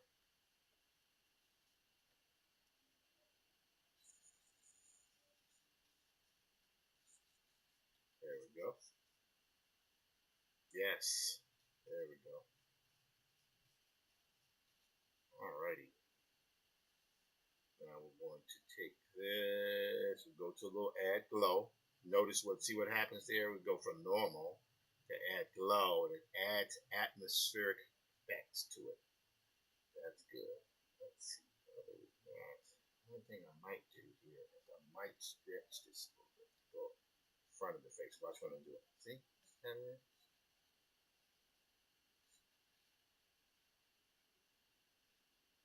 we go. So now if I hit this here, let's go to blur again. Oh, actually, I might go to blend.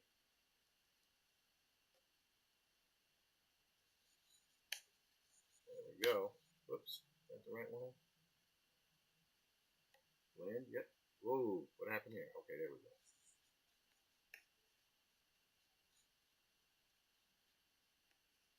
Yeah. There we go. Alrighty.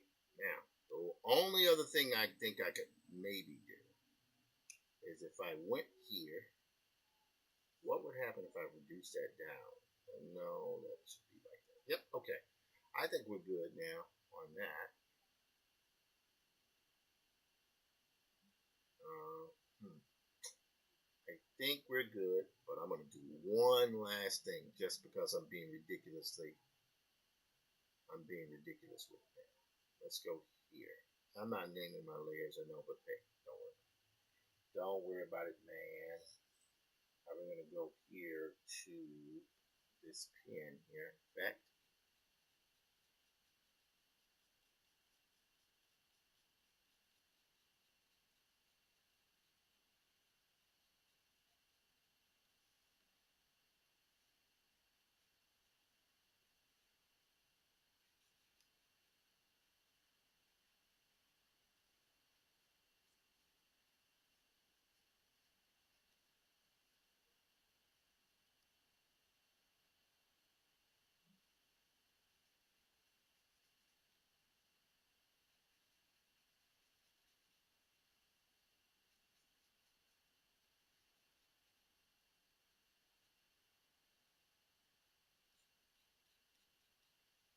I just wanted to put some tougher highlights on there.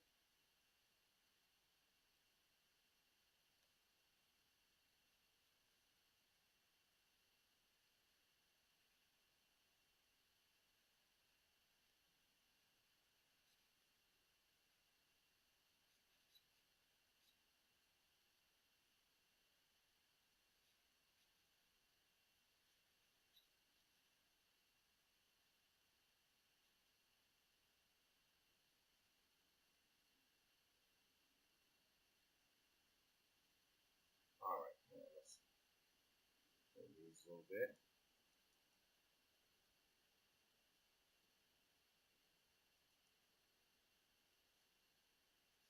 Now, this is one of the things I'm known for, I think, and in my drawing. Not the greatest illustration in the world, but I am known for I can light the hell out of my drawings. That I do know I can do. Because I come from a family of filmmakers, so one of the things I like to do is to give my drawings, whether they be, you know, cartoony images or whatever, I want to be able to give them kind of a cinematic effect. That's something that works quite nicely. There we go. Great. And oops.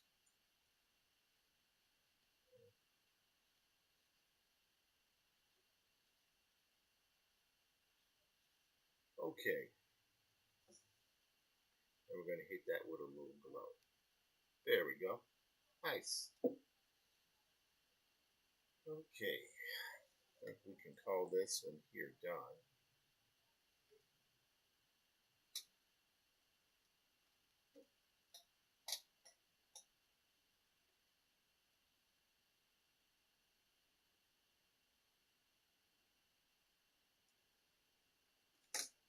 Oops. So for right now, what we're going to do is going to put a signature on this. Go a little bit lighter for that one.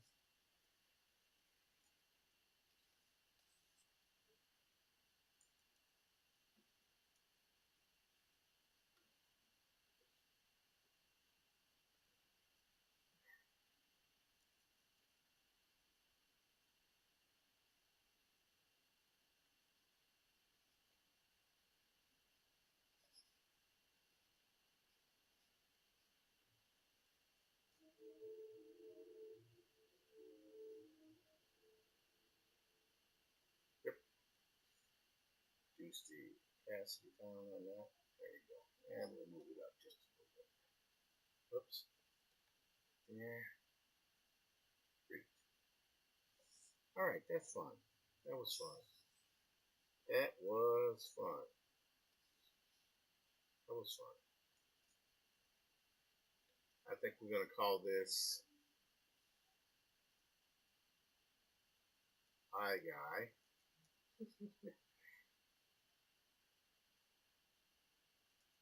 Hello.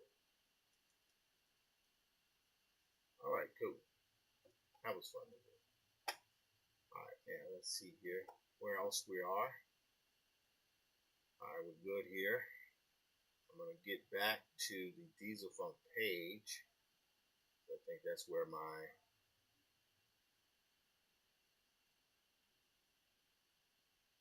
very good.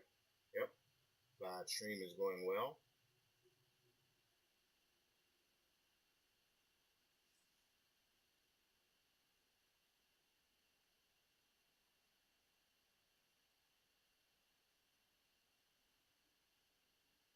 Okay, don't know why. Well, let's see. Oh, I don't know why that's going there. It's okay. It's okay, man. It's okay. I'll refresh that again, see what happens.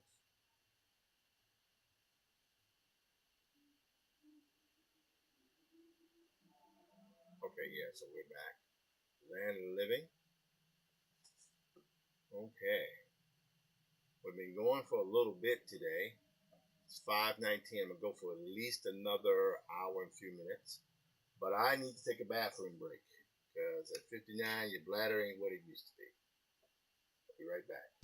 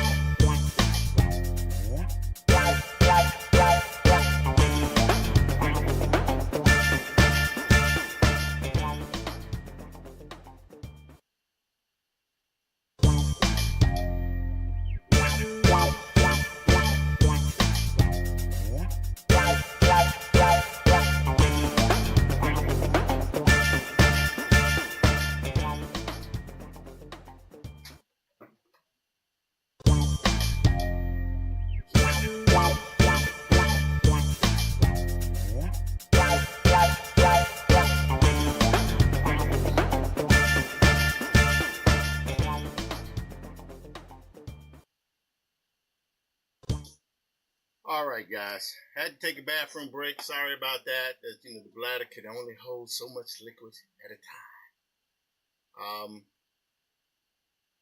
So let's see. We are going to be back to our drawing again. That's the one thing I would say that did not show up the way I wanted to. I don't know why that didn't show up the way I wanted to. Probably because it was not shared, but it's okay. We're not going to worry about that. Go here. Okay, everybody seems to be going okay. Twitch is going well. Kick is going well. LinkedIn is going well. Hello, LinkedIn. How you guys doing out there?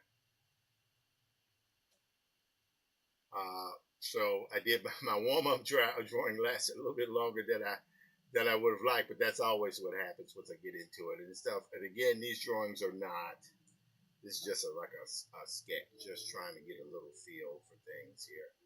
And it's where I was taking an image of the brother who is in Alien Earth, and I applied that lighting scheme to this. And I'm okay with that. I'm all right with that. Okay. I have my tea here, chai tea. It's just not special tea, but it's special enough. It's slightly spicy. I tell you what, if my job is to sit in this chair, get up every once so often, walk 5 miles a day, draw and drink tea, there are worse things that one could do. So I'm grateful as heck for this. All right, so we're done with this one right here now. I'm going to save this again. Yep, it's already saved. I think maybe I'll put a time lapse of this. Why not? Let's export the time lapse here. And I like doing that because it's fun to show folks how I work. Tomorrow I'm probably going to be doing a portrait because I always like to spend a little time getting my portraits together. Let's see here. Go okay. Click there. It's exporting. Right, we don't need this anymore. Close that. So, oops. I got anime. So Alien Earth probably comes to an end in about 2 more episodes. I think it's 8 episodes total, which is pretty cool. But do not say we don't need that anymore. But I think, how should I say, the idea of that 8 episodes, season is going to end, right? And then we'll be stuck waiting for the next program. Star Trek, I don't know how much longer Star Trek's going to last. But I believe in October or November, I'm not sure. Let's go here. Let's see, what's the name of it? First of all, let's zoom out because I zoomed into this. There we go. All right, what we're going to do is we're going to type in when is Silo Season 3 coming out. Let's see what happens here. Silo Season 3 does not have it, but we're filming wrapped in May of 2025, so they finished in May. Oh, wow. So it is expected to premiere on Apple TV in late 2025 or early 2026. Okay, this is good to know because all of these shows, Star Trek Strange New Worlds, Alien Earth, what's the other one? I'm sitting here drawing a blank. Alien Earth, Star Trek Strange New Worlds, and Foundation. These seasons are about to come to an end very soon. And,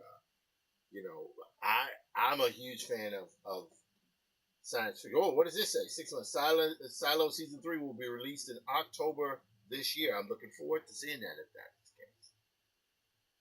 I like Silo. So we truly live in an age of golden science fiction, on TV and so on and so forth. Okay. My name is Tim Fielder. I am a visual Afrofuturist and graphic novelist. My company is Diesel Funk Studios. I'm known for Infinitum and Afrofuturist Tale, Maddie's Rocket, and the graphic history of hip hop. which would be right now. Let me move this tab over here where it's next to the company. Okay, and right now we have Future Ways Afrofuturism 2.0 in the world. Dakar, Senegal, coming up, going on, about to happen. That's the thing that's happening now, starting 2 days from now. So looking forward to this thing happening. Let's see here. I do a weekly. Oh, let's see here. Okay, not a ton of views here. Let's see. Let's go home. I don't even know where my. Let's go to dashboard. No, we'll go in the profile. Okay. Let's see what the. La Russell. Yeah, I did this one this week. Tim Fielder back. Let's do a view insights. My insights are okay. We're doing better. Better than we were. Okay.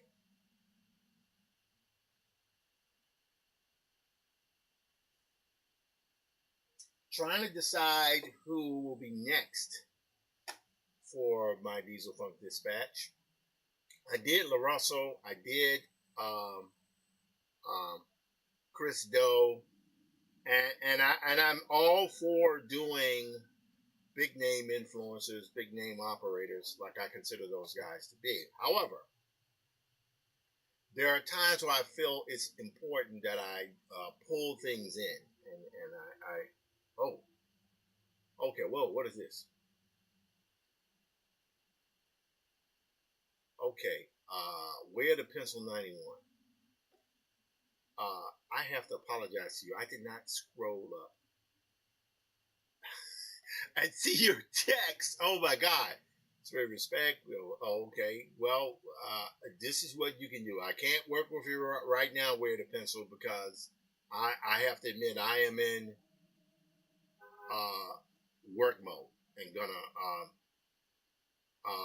you hijacked my stream for lunch. It was worth it. Thank you. You're welcome. Robots will never replace good. Yes, but robots will assist humans that do good. You're one of the best. Great. The other dude going for the same job as using, so you got to adapt. Going back to work. Thank you for your time, Tim. Okay. So I'm going to say this last thing here with the pencil. You can send links when I'm streaming, and I will take a look at your work. Right?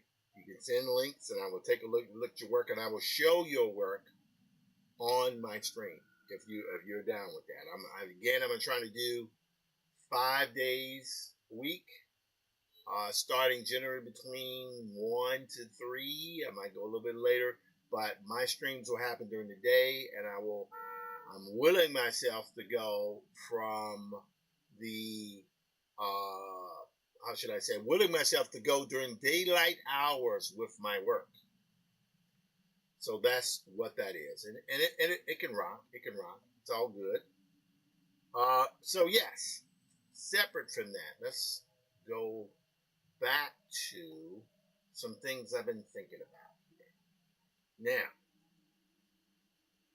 that's and I think live drawing with Tim, because at one point I was trying to name everything Diesel Funk Dispatch.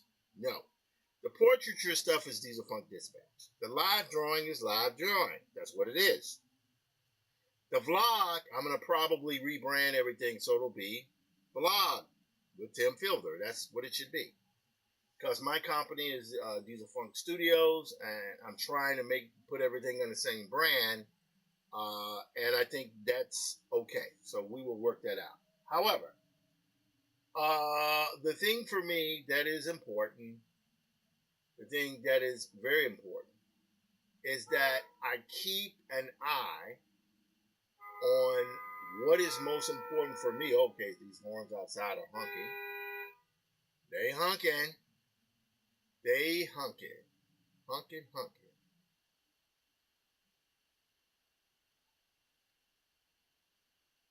Oh, I see what happened here. I see what happened. We're going to edit this post. I see what happened. Wow, look at that. All right, I was wondering why I did not share to my Facebook page. Well, mostly because I didn't share it. I did not. Yeah, there we go. Ah, that's embarrassing. But we're there now. Okay, it's good. If I'd done that, then people would have seen it. But that's okay. We live and learn. That's the one thing about a daily program is that you're learning in real time. Like, for example, I decided I was going to jump in 3ds Max yesterday, and I got my butt handed to me. It's like it's been like over a year and a half since I really did any kind of significant time in that. Yeah, I would probably have to say probably 2023 since I did any real early 2023 since I did any real work. So I am rusty. So I'm gonna have to maybe spend some time with this just to learn, just not to learn the new features and remind myself of the old features. Thank you, Mark Florestan, for your honesty. Your very aggressive honesty, I might add. Okay, so we're going to go here. And the first thing I want to do is announce some decisions that I'm making with my story. So I was working on a project called Hi John Conqueror. I think this will be good for me to tell this story here. Because why not?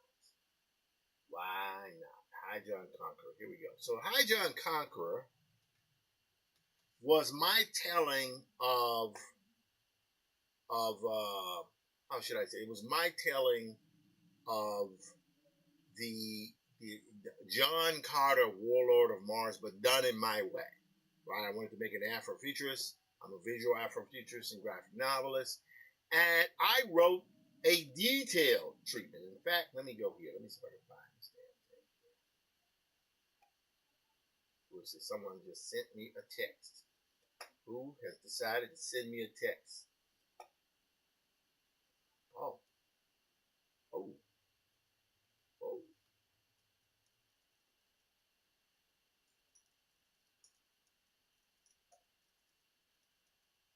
Okay. So anyway, wow, that was just got some weird news here, but that's okay. All good. Well, not well. We'll see. Anyway, so Hi John Conqueror. Let me go here. Hi John Conqueror. Where is it? Yes. Here it is. So I'm gonna go here. All right. So I wrote a treatment a while ago, right? Hi John Conqueror. And the way I did that treatment was I wrote it. I sometimes instead of writing full on scripts, I will write detailed treatments. And the reason why I do detailed treatments is because I think it's fun for me to be able to go back and to tell, how should I say, it's fun for me to be able to go back and to, with that detailed treatment, be able to make course corrections as I follow along that thing. Let's see here.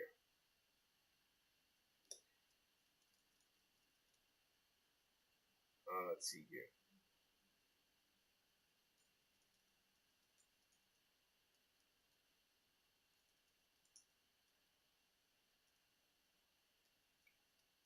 I'm talking with Arthur McFarlane now. Trying to confirm.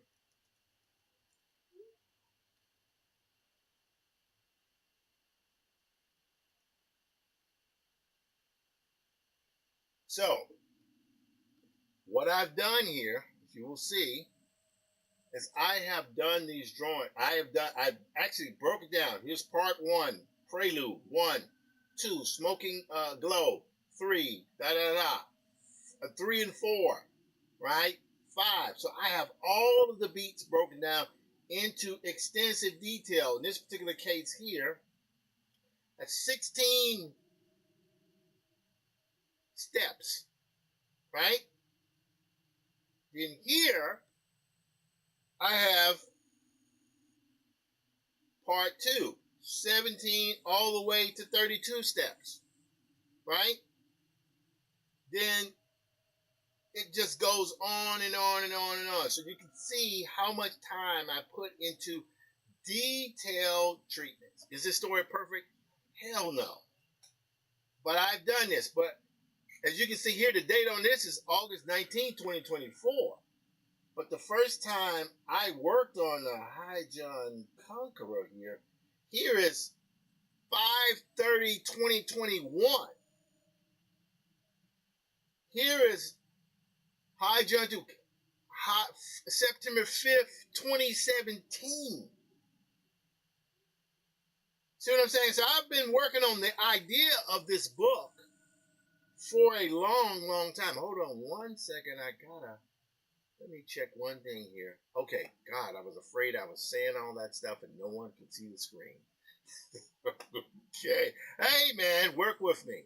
And so the idea is I'm trying to think of it. I always wanted to do some Black Barbarian stuff, okay? Right? I'm tired of doing period stuff, but as a visual Afrofuturist, part of my job, I feel, is to do the work that we haven't seen, right? Yes, Charles Saunders did MRO. That's great. Milton Davis does his Ashanga. These things are great, but I wanted to do my own kind of barbarian steampunk thing.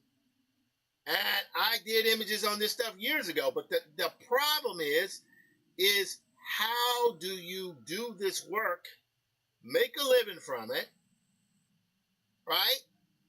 And I suddenly realized after almost dying in April is you better figure out a way. So I have to figure out a way, right? So I going back and forth. I said, well, if I do Hi-John, which will be awesome, what I'll do is I'll do it as a sort of, I'll do it as a written book. I considered that. I was like, you know what? Let me write this as a prose novel. And I know I can write a prose novel, but that's really not what I want to do. I don't want to do a prose novel. I want to do a comic, right? And so I've been working so hard on these sort of how would I say, concept designs. And this is a shot from Hi-John Conqueror. Let's go to a full screen. Let's go here to a full shot of that. See, this is where the Union troops are moving in towards this house. I love this stuff. Great stuff, right? And I actually did quite a bit of the first story. So here we go here. In fact, I did it as animated. Watch this.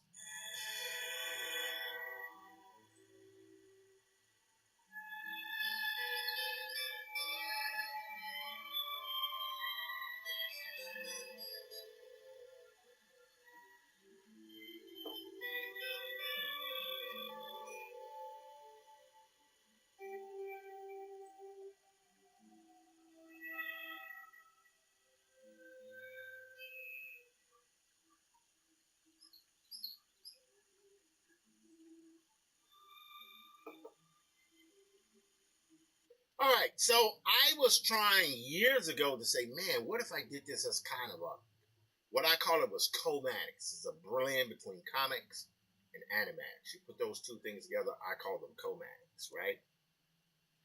Which eventually would become motion comics. And motion comics did not catch on. Why? Because, as Kyle Baker said to me once, they just become badly animated and bad animation. You know what I mean? And that's something to think about. I mean, he made a very good point. But the reality is I want to do this story. I think this story is important, right?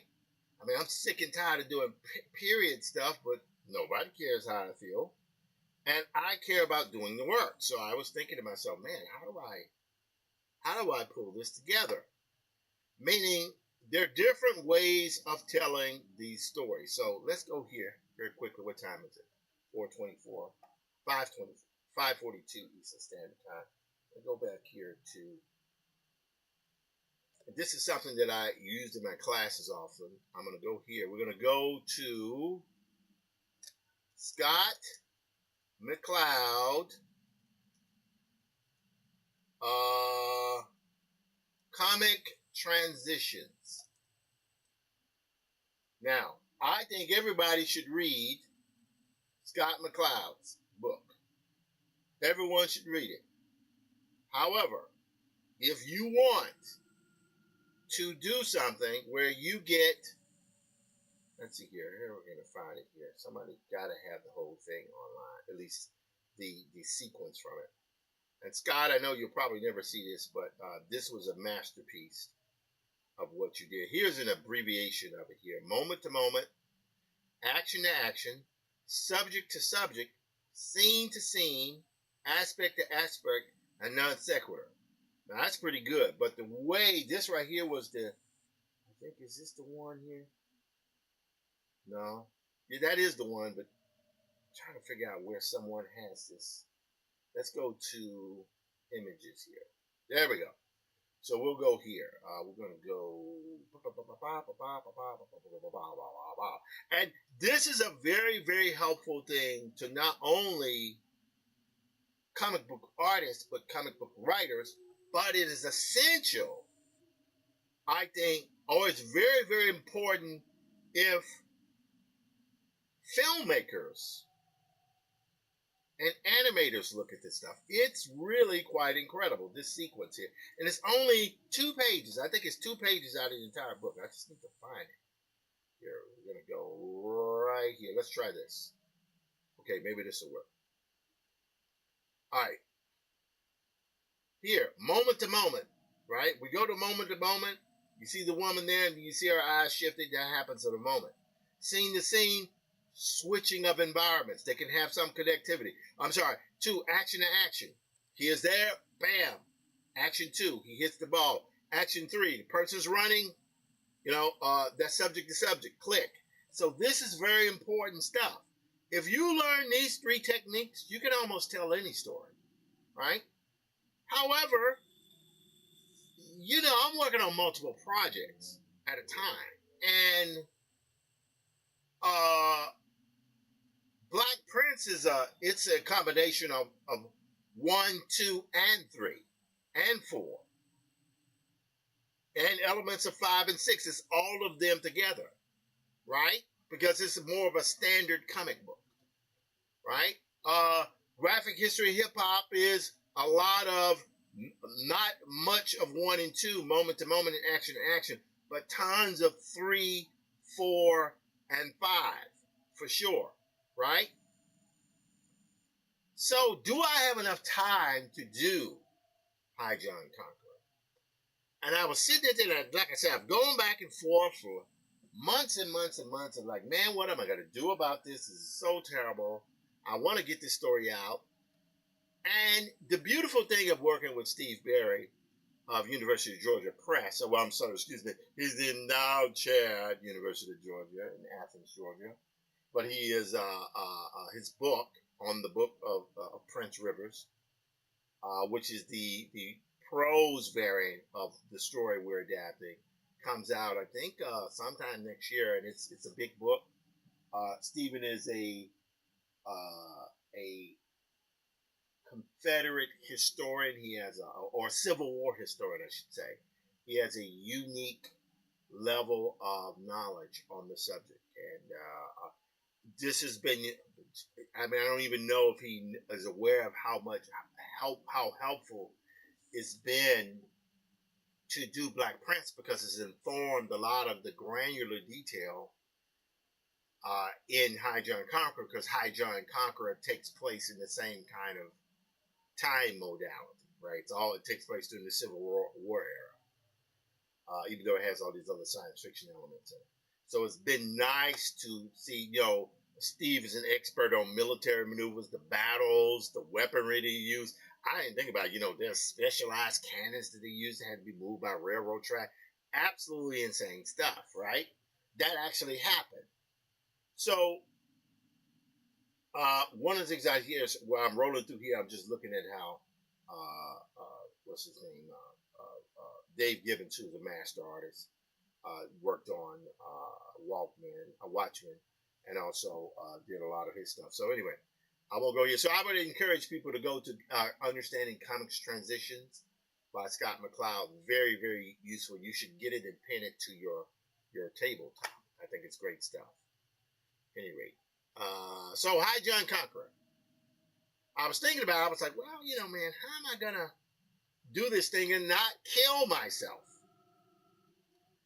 I don't have time to be doing a metric ton of panels. So a lot of writers that I've worked with, some of them, they want to show how much they can write. So they have a gazillion panels, which is great, and a gazillion words in those panels. So it's a constant jump to try to tell the story visually and cram all their important words in there, right? And that's cool. But I'm a writer and an artist. I do both. So I was thinking to myself, how would I do this? Like I said, considered doing it as a prose novel. I considered doing it as an illustrated novel. That's different from a graphic novel. Is like a long form comic. Illustrated novels is 85% prose with spot illustrations, right? I considered doing it that way. Then I was on Facebook yesterday, and I was looking around, and I was saying this a little bit yesterday, but let me go here to Alex Raymond. Now, you guys know who Alex Raymond is. Alex Raymond is the artist who did The Art of Alex Raymond. Oh man, God, I need to join that group. Oh, I am in that group on the Diesel Farm, on my Tim Fielder thing here. So it says I joined. Look at this stuff here. Beautiful, beautiful. Look at that brushwork. Now, I'm not saying I have time to do that. I don't know if I have time to do that. But what I do have time to do, I have a desire to draw stuff. Right? I have a desire to draw stuff. But look at this. You'll notice here, this comic strip here by Alex Raymond is fairly conventional in that it has narration, it has word captions, it has narration, and it has multiple panels per page. And that's great, right? Look at Flash Gordon. In this particular case here, Flash Gordon has word captions as well as narration, but it's mostly narration, and the images are quite fascinating, right? And I was thinking to myself, I wonder if I should do it like that. Then I began to think, hang on a second. All right, look at this stuff here. I don't know if that's Alex, I don't know, this is Abdul Romero. It's pretty interesting stuff here. But his work is beautiful. But Alex Raymond, look at that stuff. Isn't that great stuff? And I would love to do something Afrofuturist that has that style, but it's different. It doesn't, have to be like that. I'm going to draw it the way I draw it. I'm the heavy, incorrect shadows guy, right? And that's fine. Then I start thinking, hang on 1 second now. What can I do? What can I do? Then it hit me. Dude, Alex Raymond is great. You should definitely go with Alex Raymond. But then go to Hal Foster. I grew up in Mississippi, and I grew up reading adventure strips. And let's see here. I don't know if we have any. You know what? Maybe a bad site here. Let's go to another. Yep, we got to keep those open because I need those. I will go here. We're going to go Hal Foster, Prince Valiant. I'm going to say Prince Valiant pages. All right.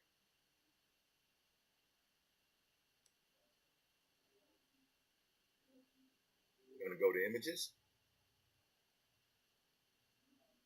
All right. We're at 5:53. At 6 o'clock, I'm going to break off and go to doing more comic breakdowns. Now let's go through this here. Let's go through this. We're gonna go here. Yeah, that's good. Now that's a look at this page here.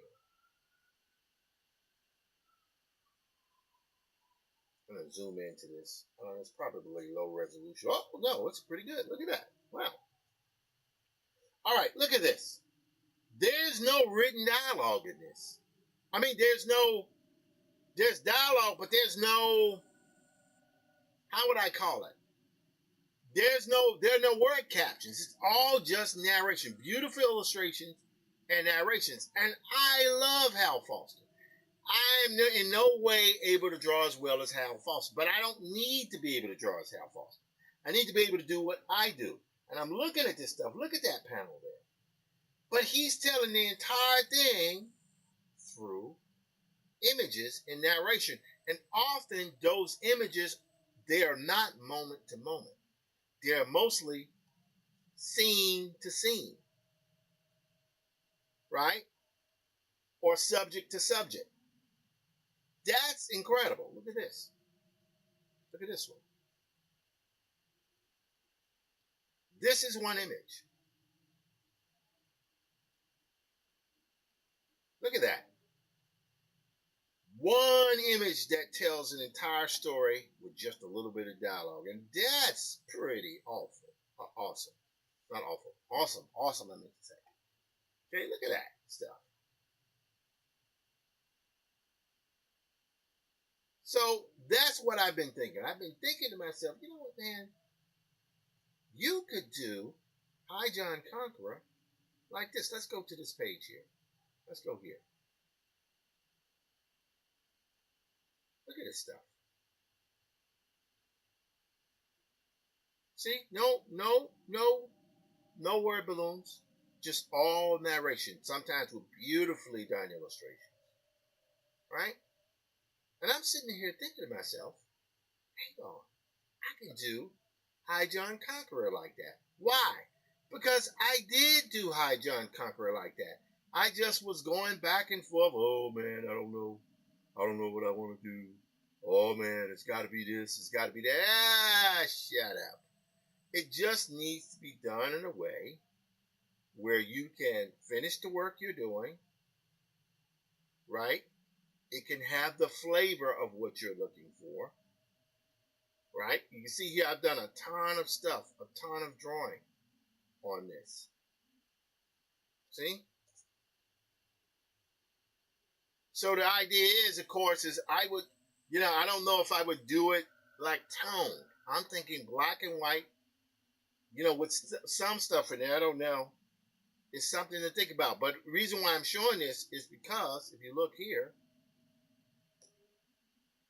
this is the opening part of the story. You have here this guy struck lightning, right? He's there. And that's pretty good. But the problem is, do I need those many panels? Am I saved by doing that many panels? Right? See? Do I need that many panels? And if I do want those many panels, why do I have to put those panels out as pages? Why can't I put the work out as panels? Right? I have all this stuff laid out. God, how many pages is this? I have 1, 2, 3, 4, 5, 6, 7, 8, 9, 10, 11, 12, 13, 14, 15, 16, 17, 18, 19, 20, 21, which is the one you saw there, 22, 23, 24, 5, 25, 26. I mean, yeah, maybe this is the way I need to go. See? Why do I need that? I mean, that's cool. Maybe this is what I want. Maybe this is what I want. I need to do that. Right? And leave it. right? And if I decide to go on the color, say, okay, by the way, this is how this looks here. This is that, and that. I don't know. That color is kind of hot. See? I did so much work on this thing. So my thought is, let's stop screwing around, and have fun with this stuff.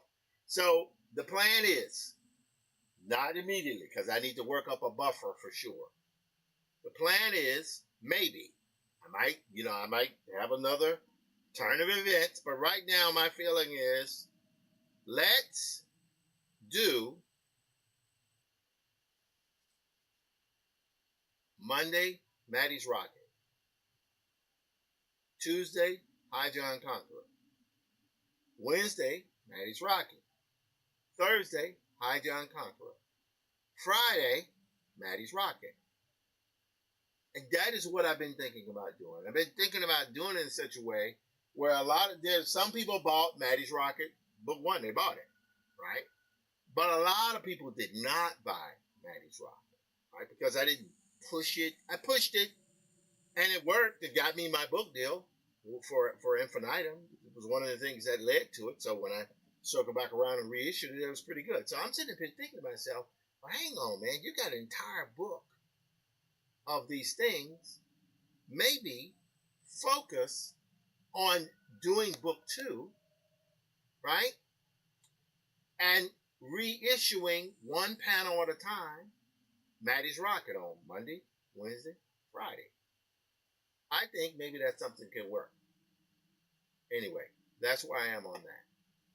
Thought you guys might be interested in seeing that. Okay. Let me get off my soapbox. Nobody cares about my facts. Let me go here.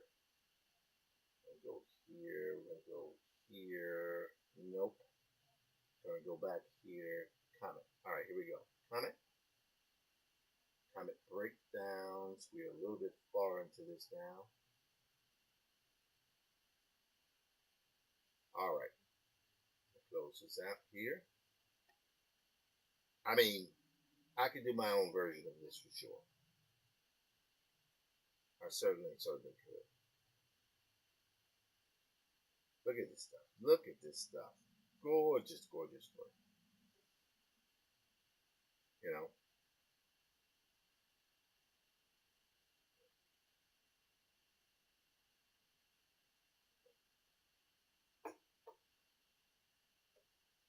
Great stuff.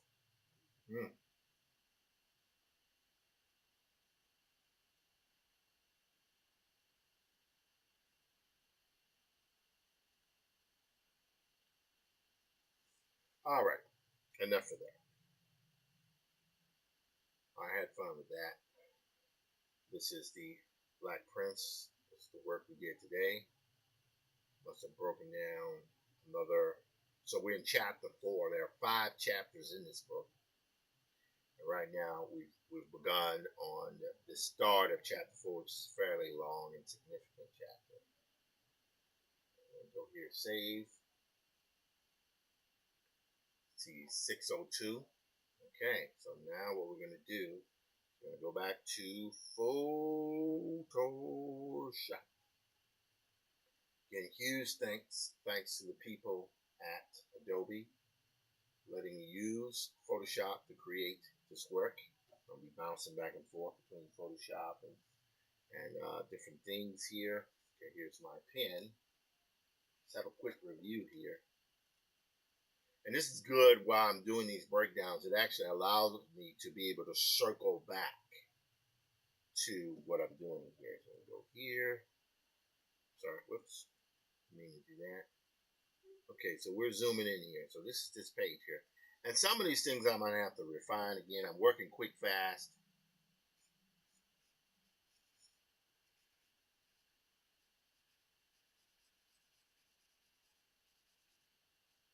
Okay. There we go.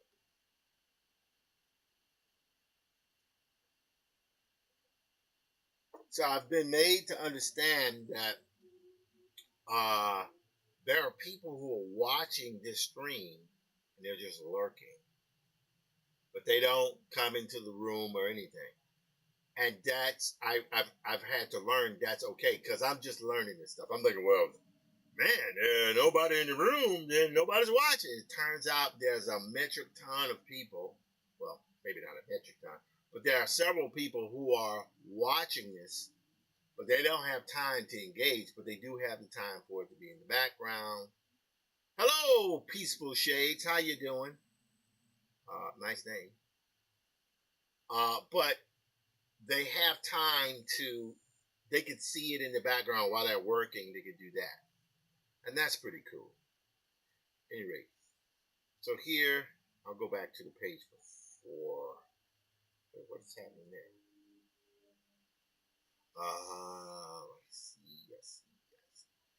I see.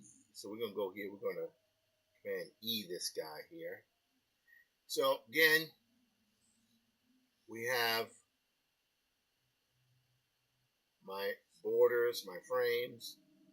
We have this. We have all this stuff where main character has, moved through the city and got in the car and he's driving up through Manhattan. He's noticing that everybody's dead. And he's driving past 72nd Street and he hears the name. Oh my God. It's somebody called for help. He goes into the house, and it's this woman. Jim is black, woman is white woman named Julia. And here, and there's a shot that I have where it's like the story takes place over I use this technique twice to move the story along. Jim is walking down these several flights of stairs, right? Then after the incident, he has to walk that flight of stairs back up. So here's where he and Julia are talking. They talk about what happened and all the different things that's going on. But then the main character, at least Jim, suddenly realizes, they got to figure out what's going on with her father. But he's like, this place we got to go first. So he drives like a madman to Harlem. And what I thought would be interesting here is to use the stairwell motif again. But then as I thought about it, I said to myself, I don't need to repeat that. I can repeat the vibe of it, but I don't have to repeat that directly. So this is what I thought I would do.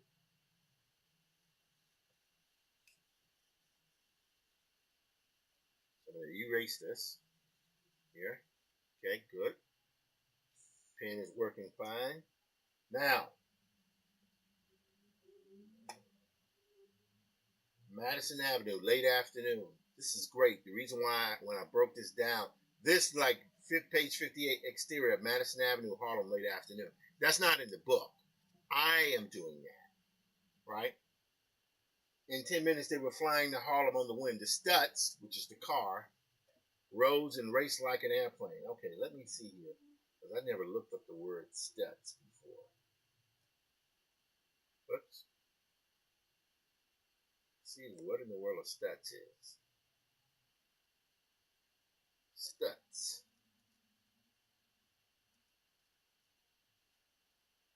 Stutz car? Oh, someone actually had that. Stutz car. Oh, okay. Stutz Motor Car Company? Oh, wow. So there was a motor car company. Oh, wow. Look at that. Wow. That is awesome. Look at that. Whoa. Wow. Look at that. I love that. Okay, here we go. So that's our Stutz. Got it. So what I'm going to do here now is I'm going to move this over. Now this time, watch what I do. Go here. So now what I'm doing,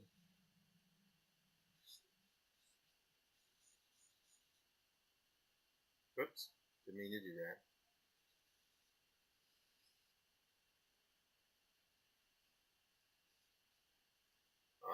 Let's make that a little bit longer here, because that Stutz has a kind of a long engine thing happening. We don't want to get overly bogged down with stuff here. Go here, bam, boom. Gonna take this here and go all the way to there.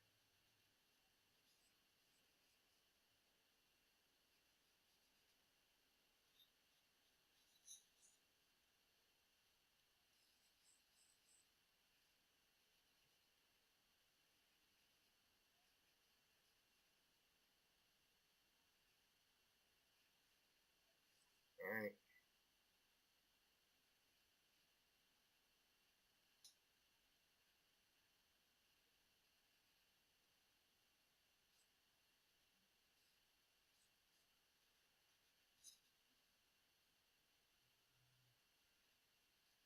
All right.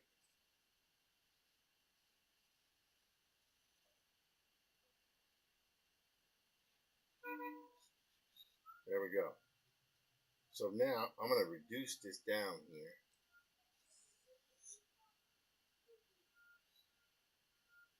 Like that. Now, watch what I'm going to do here. So we're going to take this.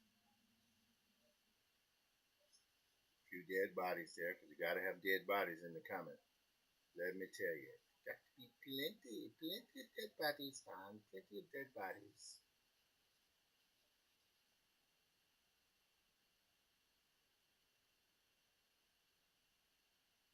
All right. Put the stoop.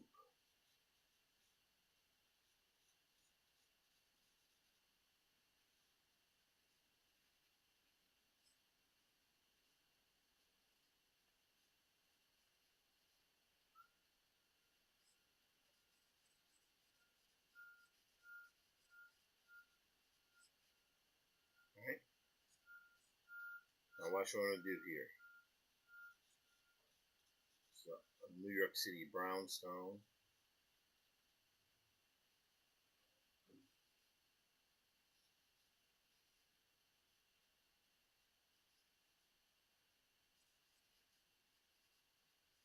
All right.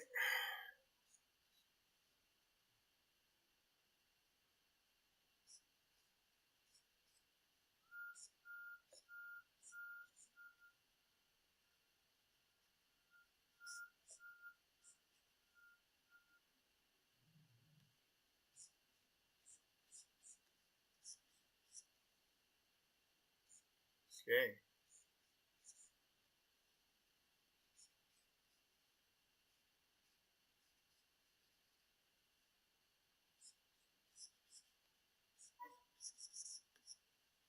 Okay. Now we're going to take this and do this here. And actually, I think I'll also do this here. So let's take this down. There we go. So there we go. Let me erase that. I'm going to take that to the side here.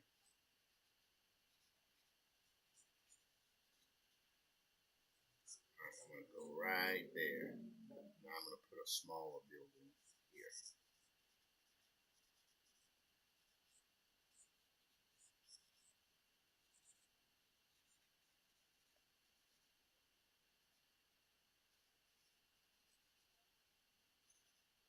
Alright, now I'm going to take this image here and I'm going to reduce the size of it like that. Center it off here. That'll work. And D. Yep. Bam. Bam. Bam. Okay. It's here. There we go.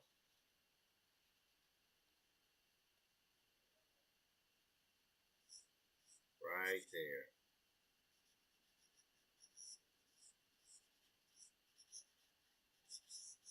There we go.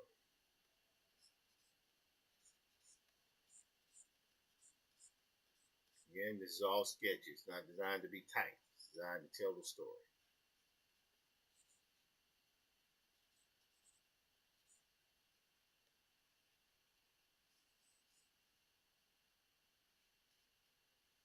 Alrighty.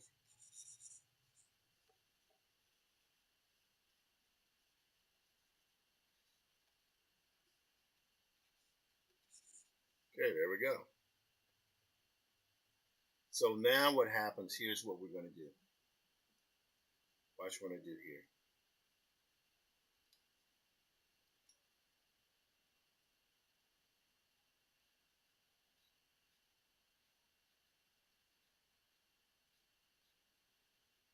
So we're having him walk up the steps.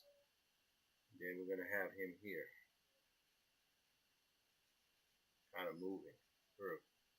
And then we're going to go right there.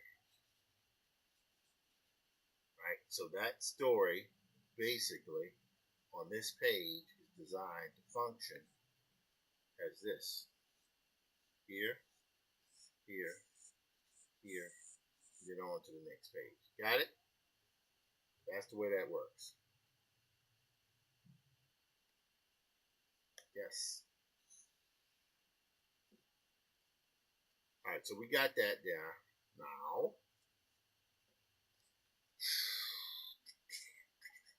let me just check here. 6:14, so we're making some progress. We're gonna go through this right here. I don't know why that didn't pick up because I definitely tagged that on there. Oh, well, no, still didn't work. Oh well, we're not gonna worry about the live here.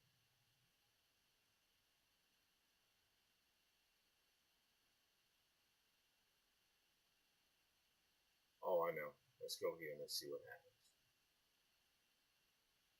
Nope. Let's go to notifications. See what happens on the notifications. Yep, that did not work the way I wanted to, but that's good. And sometimes we gotta make our mistakes before we get there. Okay, we're on live here. Been going on 3 hours, almost 3 hours. 2 hours and 37 minutes. Not bad. Not bad. Todd. I'm gonna break off around 6:30. I don't know. Maybe I could extend it to 7. We'll see how I'm feeling. But I'm gonna have to make a salad tonight because we're trying to eat healthier. Well, I'm not gonna sit here and lie to you to try to somehow claim that my diet is amazing. My diet is okay, actually. It is okay.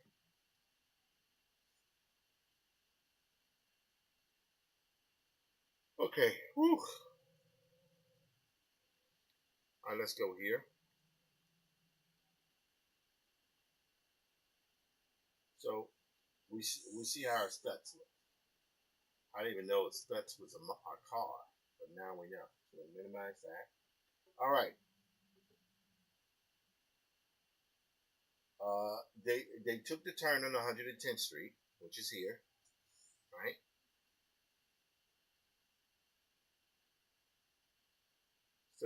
We're shrieking to 135th Street. That's where that is.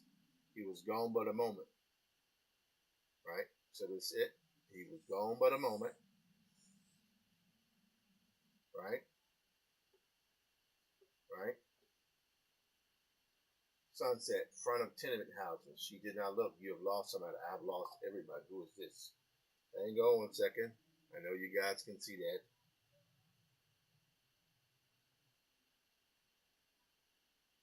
Hello, I'm on my stream. What's going on, girl? How's it going? Yes, what's happening? I'm on the stream. What's happening?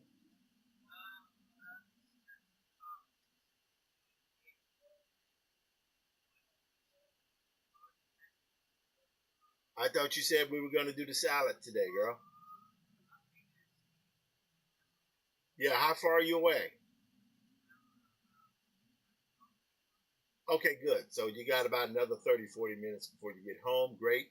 That means I'm going to stay on here about another, since the chicken is already made, I guess I'll stay on here for another 20, 30 minutes, and then I'll bang out the salad in about 10 minutes, okay? All right. Take care, girl. Love you. All right. Sorry I had to take that. Hey, man, people got to eat. They got to eat. They have to eat for some reason. You can't try to talk them out of it, but they never listen. They never listen. All right, we're going to go back to Diesel Funk. Dieselfunk. Okay, there we go. I'll go in there. Look at Instagram here. Okay, good.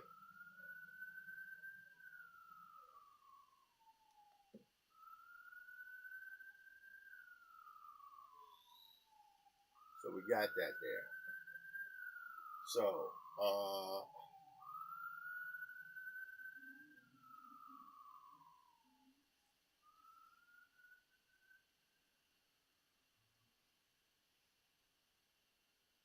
so here's what I'm going to do here. This 4 panels here, that's pretty, the 3 panels here, I think there's an opportunity I'm missing here. So I'm going to do this. I'm going to knock that off there. I'm going to go here. Because what's happening here is he is speeding.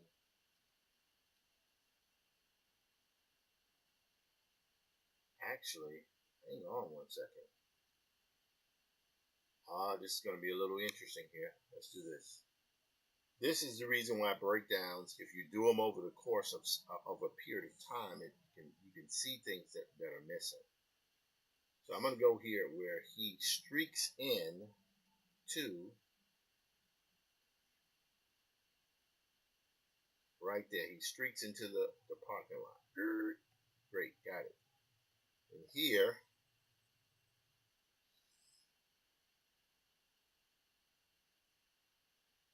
the studs here.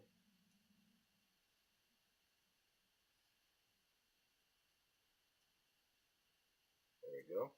And D. Okay, good. Erase part of this.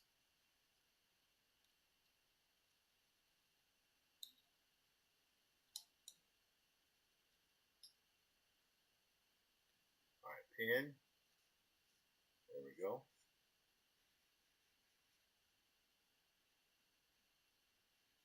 Puts his hand there.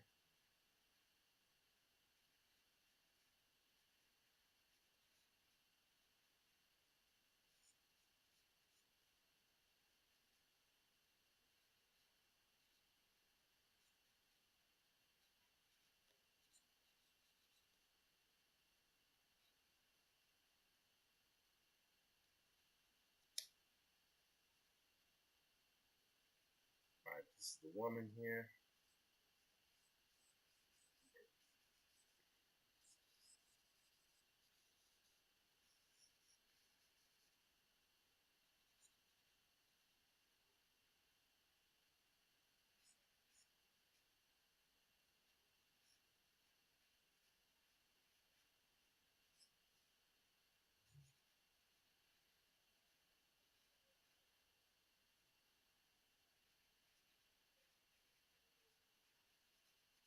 All right, comes back to the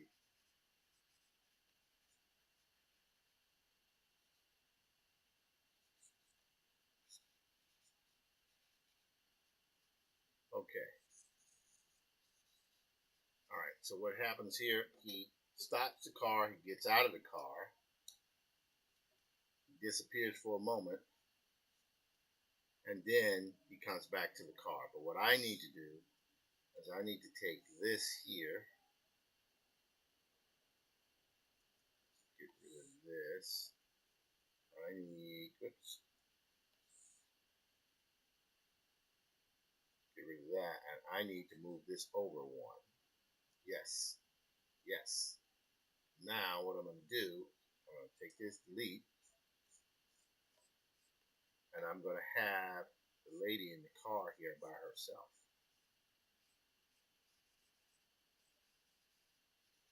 So she's sitting in the car.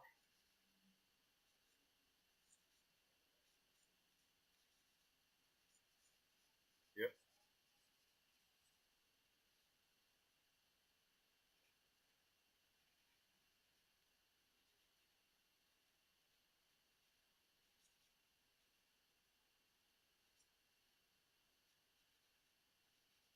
There we go.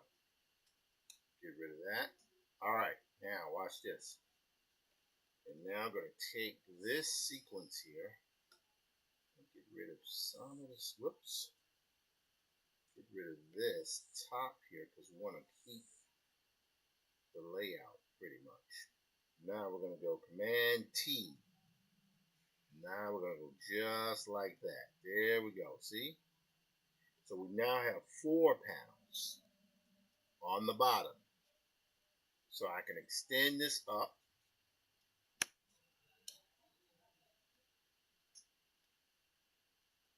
Yes. So they screech, right? He leaves. He's gone for a minute or two, and then he comes back. Right? And this is where you've lost somebody. I have lost everybody, he said. Then you go to interior tenement stairwell building, unless he ran back. And this time, I'm not going to do the interior. I'm going to flip it to the exterior. And you see him working his way up again. Right?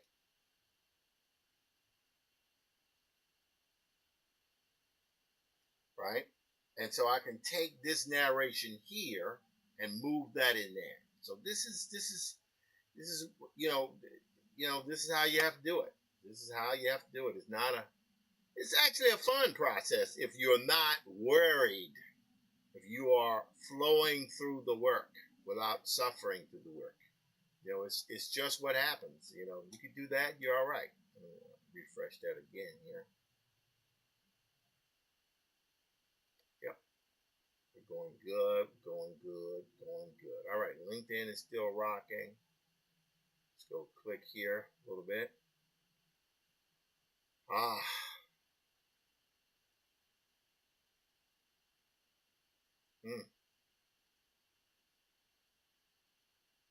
So yes, as a streamer, live streamer, I stream to 2 YouTube channels, 1 Facebook channel, sharing to 3 other channels. I stream to LinkedIn, Instagram, Twitch, and Kick. I'm trying to get TikTok working. It's weird. Come on, Mel Studio. Give us a TikTok thing. Come on. What's going on with you guys? I love your work. Please, please, please give us a TikTok thing. Let's see, who else is there? I want to stream also to Substack. I think there's a lot of unique things going on with Substack. But for right now, we can rock with what we got. All right. So it is 6:26. We're going to see if we can quickly do some more panels here. Okay, we go here. So how many more we got left on this page here? We have 1, 2, 3, 4, 5. Let me see if I can get through these 5 pages here. Let's see. All right, car, Central Park Roadway. Okay. But the car was moving towards the park. Among the dark and lying dead of Harlem, the brown still faces, the knotted hands, the homely garments, and the silence, the wind and the haunting silence. Okay, so here's what I'm going to do. I'm going to do a curved road.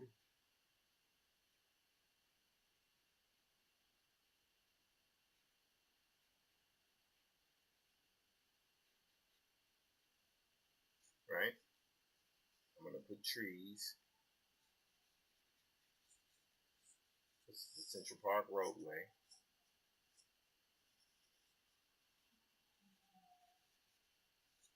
Right? Like so.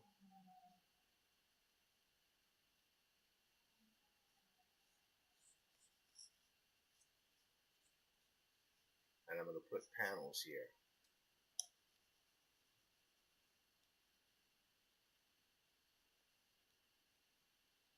I'll show you what I'm going to do.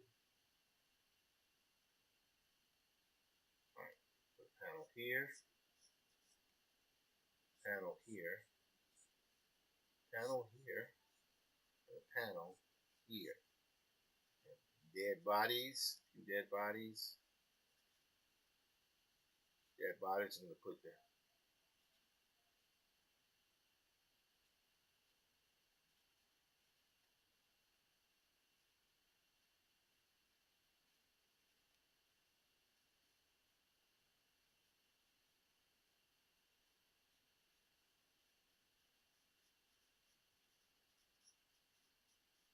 All right. So basically, what's happening is the car is riding down Central Park Expressway through the park, right?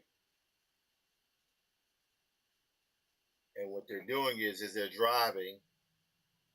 This is an overhead shot, right? I like that. It's kind of traveling along with him. Let me do this here so it can show and demonstrate that there are trees here.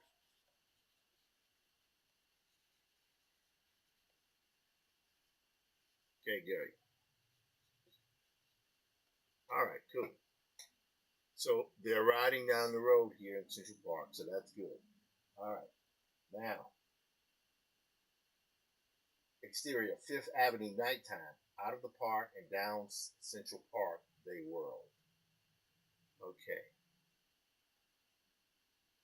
so I'm going to do this as one big panel, two big panels. Huh. You know what? You know what I'm going to do? I'm not going to do that. I'm going to mirror the page here. But this time what's going to happen is it's going to be like this.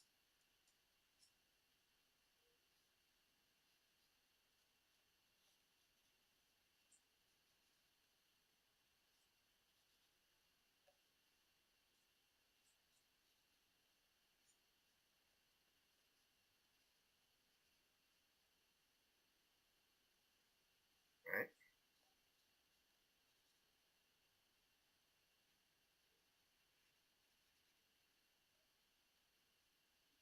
This is Fifth Avenue.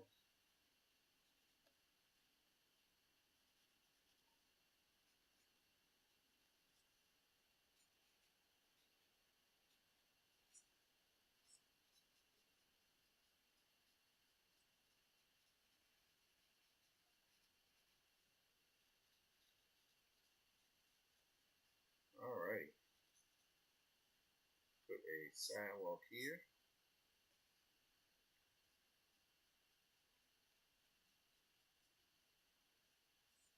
Oh yeah. There we go. See? And here, a few dead bodies. Obviously, tons of dead bodies. Have an overturned truck here.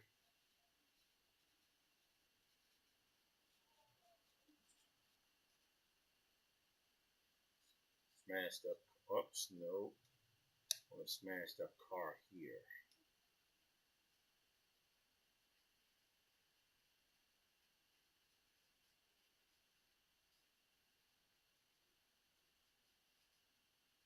All right.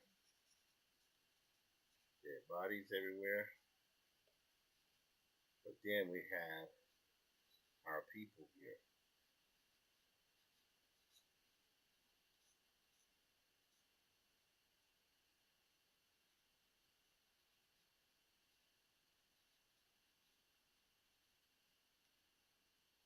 Alright, now what I'm going to do here, because I can, I'm going to move this here. I'm going to take these images here and I'm going to move this up just a little bit right about there. Yes.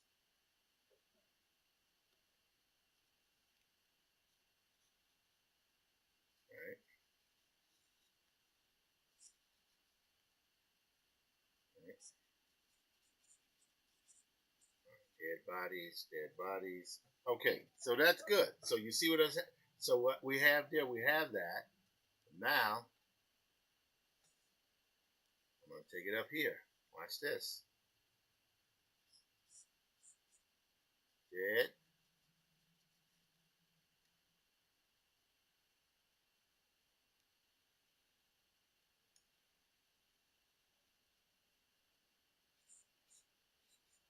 Dead.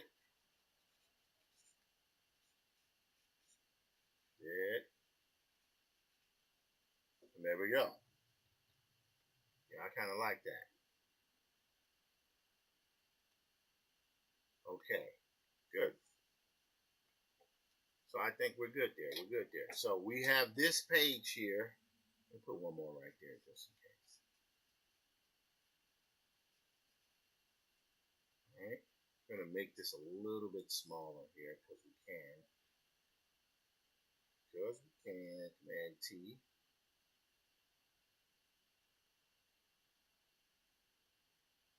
All right, great. So we have Central Park Roadway, 5th Avenue nighttime. Let's see.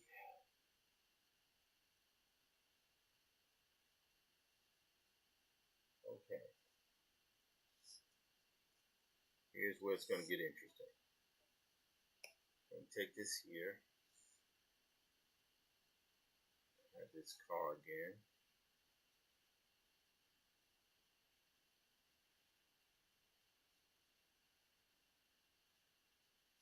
Right here is nighttime.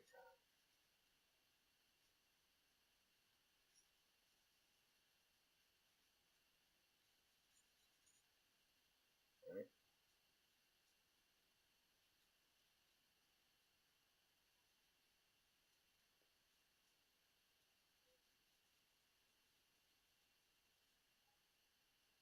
Nighttime. So here, take the eraser here.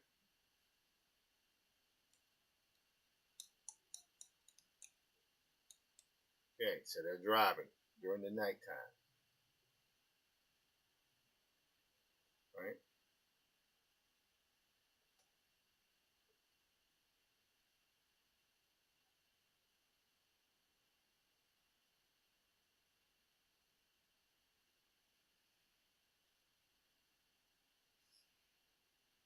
We're going to have him drive a woman here.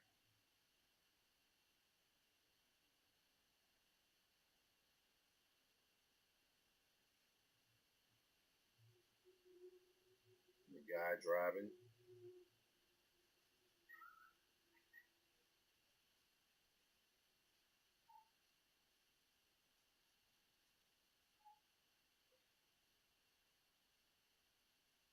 And car here.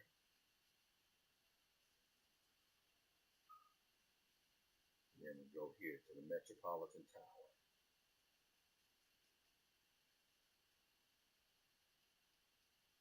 Yep.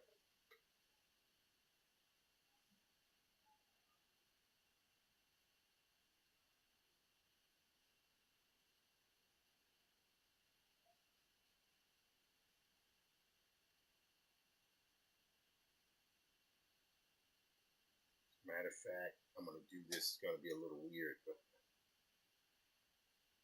because their relationship is starting to develop now. So we're going to go here.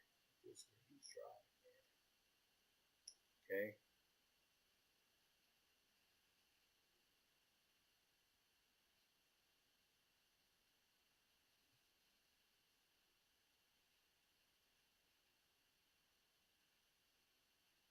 Okay. He's looking over at her.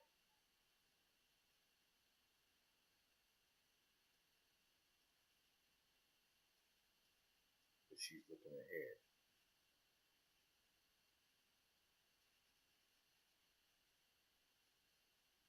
Okay. Good. So 1, 2, 3, 4. That's good. So basically they're coming up on it. So it's out of the park and down 5th Avenue they whirled. Right? Right? And that goes there. And they go here. In and out of the dead, needing a Metropolitan Tower lobby and elevator. Alright, let's go. We're going to do a little quick search here. We have about 2 more pages. Let's see here.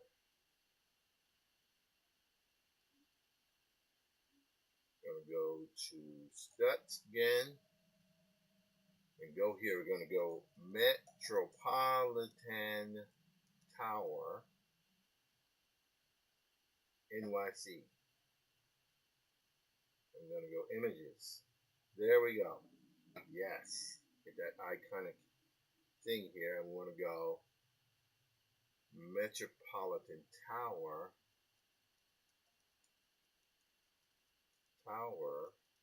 tower, elevator, and lobby. Okay, there we go. It's a little bit different. I'm gonna say lobby 1920. Yes. All right, there we go. Well, hold on. Yeah, that looks good there. Like I like that. Oh, that's interesting. Oh, that's Detroit, Michigan. No. Tower, NYC, elevator, and lobby.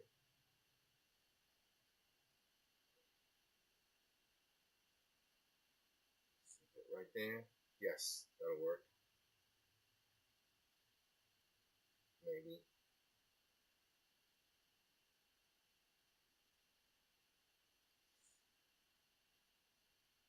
Okay, right there. That's Detroit, though.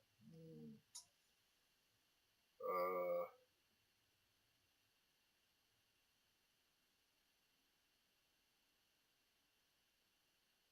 so okay.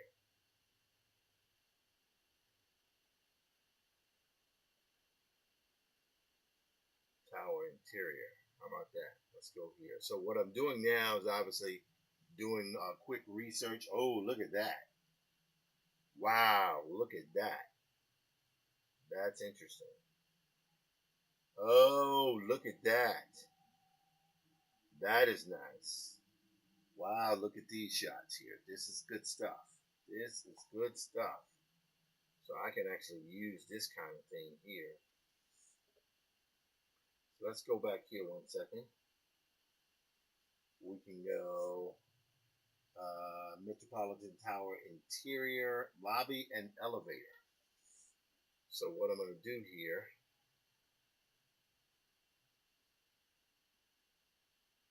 I'm going to take this, and this will be a 3-panel thing here. Let's see how we're going to do this. How we're going to do this.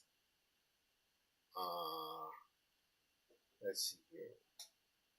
Getting he laid the dead elevator board, the car shot upward. Again, he laid the, okay, so it's the lobby. So they come into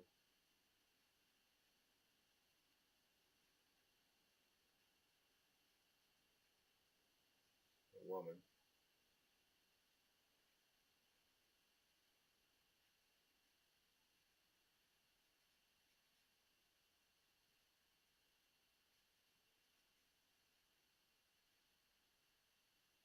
All right. The lobby kind of sort of look like that.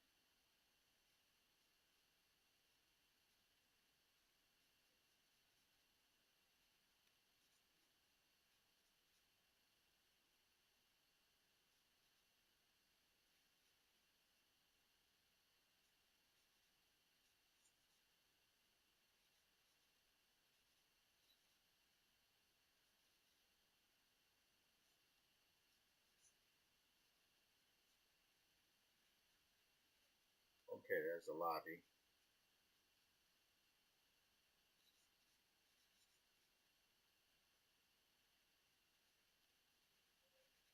Okay.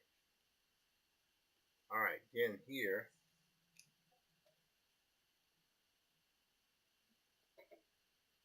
Let's see how we're gonna do this. I could make it 3 more pounds. That's kind of been done. Yeah. Let's see here. How about that is really nice there. This looks good. Look at that. That's pretty intense stuff there.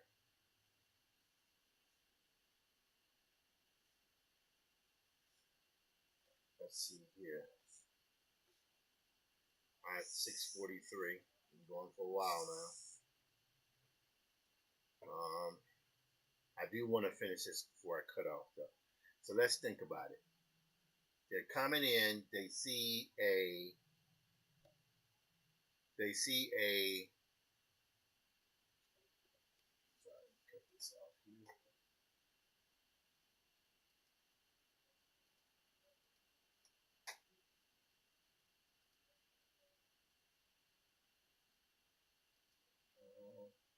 Exit.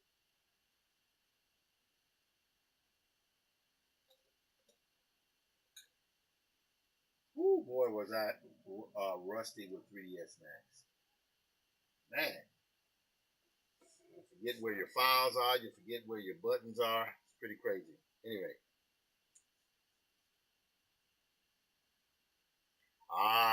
Got it. Watch this. That's why you have to step away from that.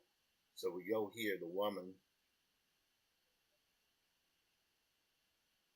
She's there.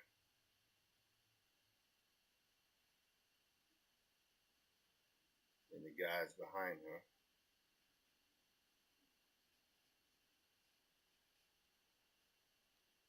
Right?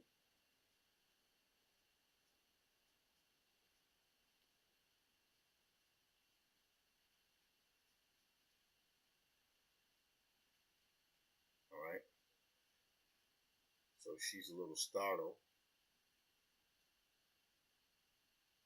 So now we're going to put 3 panels here. Oops. 1, 2, and 3. Okay.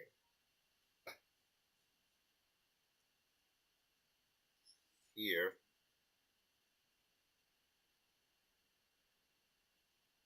So here she is here.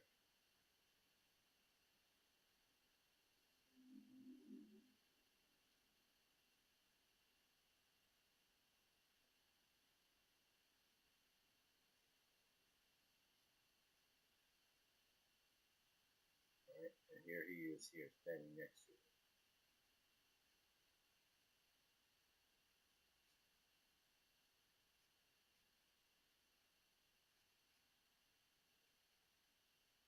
And then here we have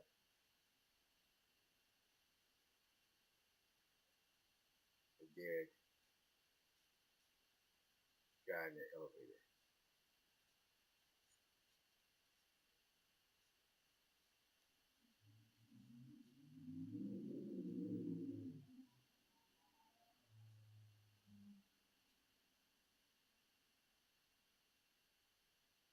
Right? So if we go back to our written story here, gently he laid the dead elevator boy aside. The car shot upward. So we have him here.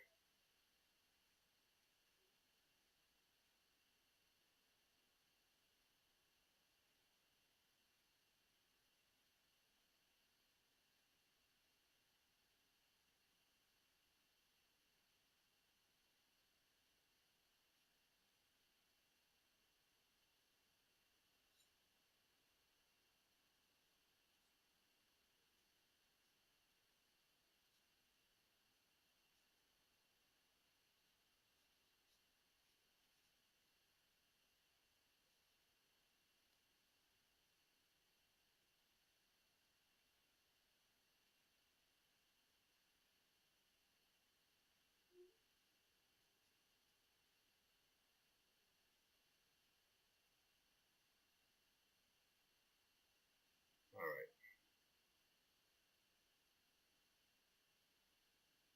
There we go. Here, here, here, here. Okay. So now we're going to do the same thing here.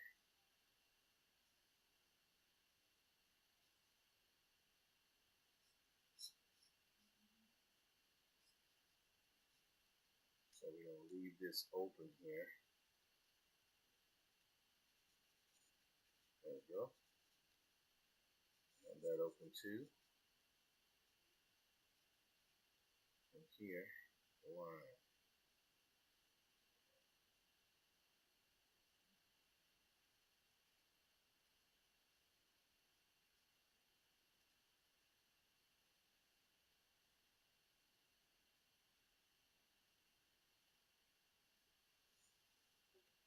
All right. Great.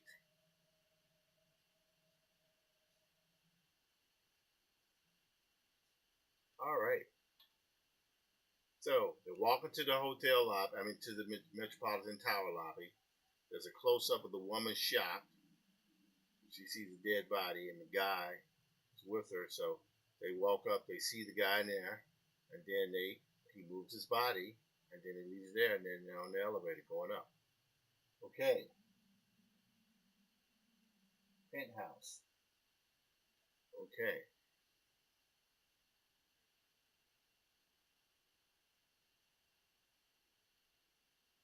Okay. Let's see how we're going to do this. Penthouse office. The door of the office stood open. On the threshold lay the stenographer, and staring at her sat the dead clerk.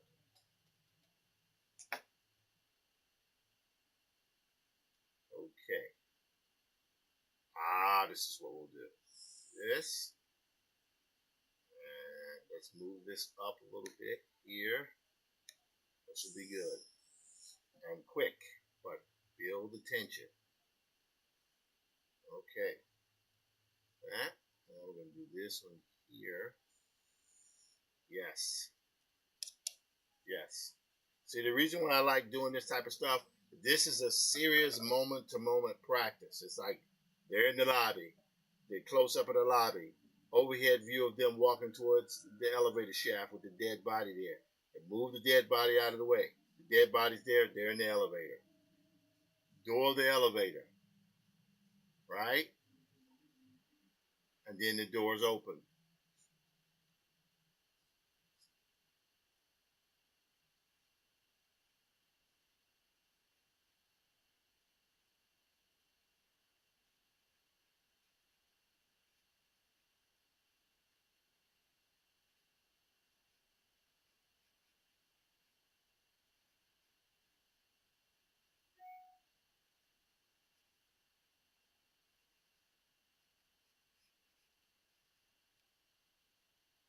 Alrighty.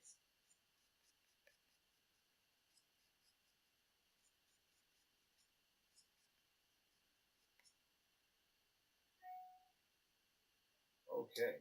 See what's going on there.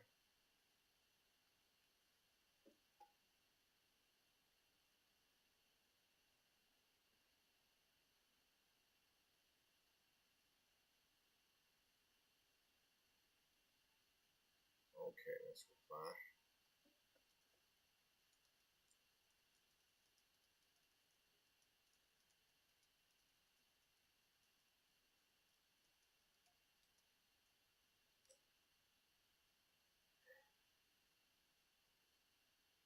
Okay.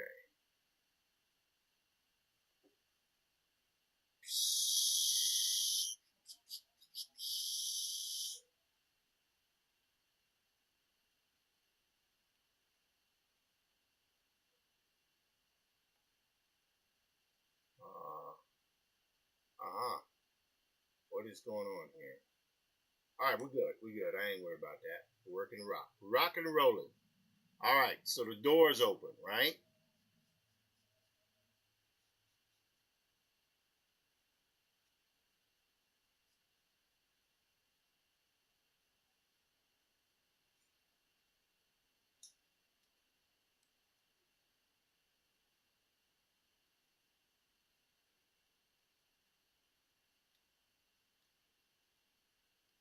Let's make that a little bit thicker there so we can actually see that it's the door. Yep. Okay, good. Yes. Now, I could either do this as a behind. I use that shot often, or I could just go here, right there. Stenographer, sloped at her desk.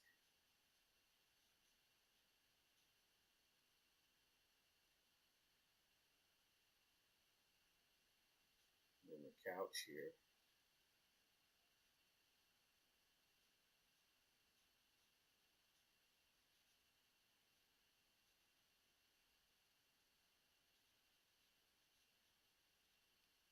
Alrighty. So, yeah, let's do this. Watch this.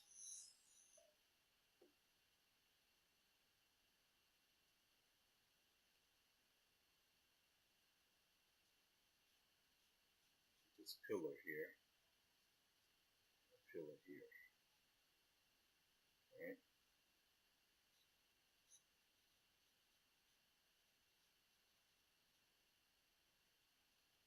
Put it.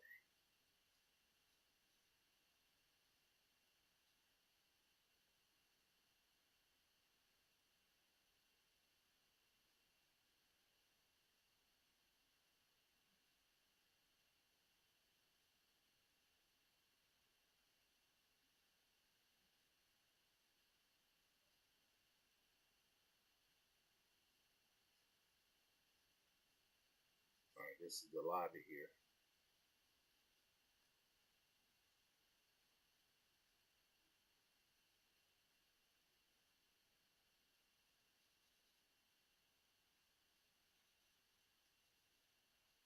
There we go.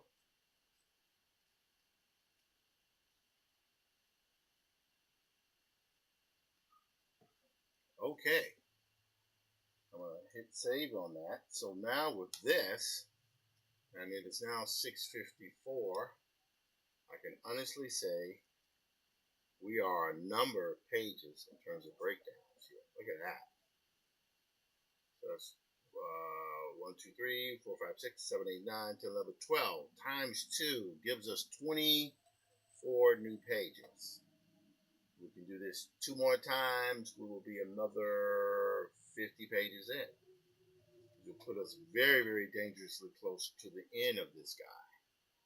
So let's keep going. And also, I would have to say, once I go through this, perhaps the key, because some of the stuff I need to go to, just tighten it up, just light touch up with the drawings. I don't have to redo it. I just need to touch it up a bit. And then just lay the lettering in, get the lettering in. So that seems to be the way to go. It is now 6:55. Let me check my setup here. Doing good. Facebook, we are doing great and golden. I want to thank you guys. You guys are so awesome. Now you might say, "Well, Tim, what are you doing? Why are you doing this?" And I'll just say it to you this way. By the way, should I play music while I'm working? Like music, just as a background, kind of. What should I do that? And because as it going out, how long have I been doing this today? Let's see here. What is it set at? All right, let's go to notifications. Well, hold on. Wait, what happened here? Is my stream still going on this? I don't even know. Let's view profile here. Oh, yes, we're still going.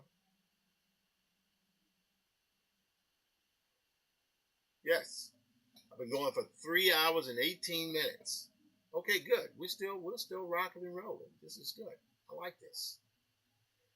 So yes, in the 3 minutes I have remaining, I do this because I believe the old world in which a publisher will promote for you and marketing agencies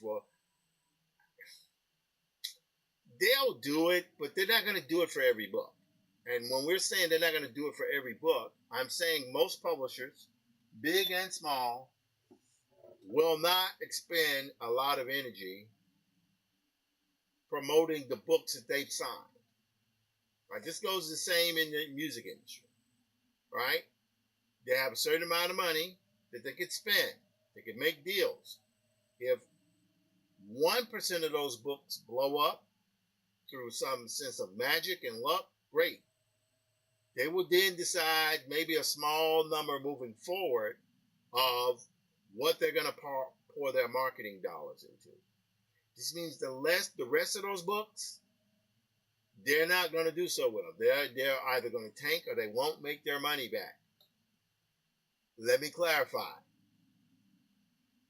When I say they won't make their money back, what I mean is the writer or author or illustrator won't pay out their advance, right? But the company will write it off on their taxes.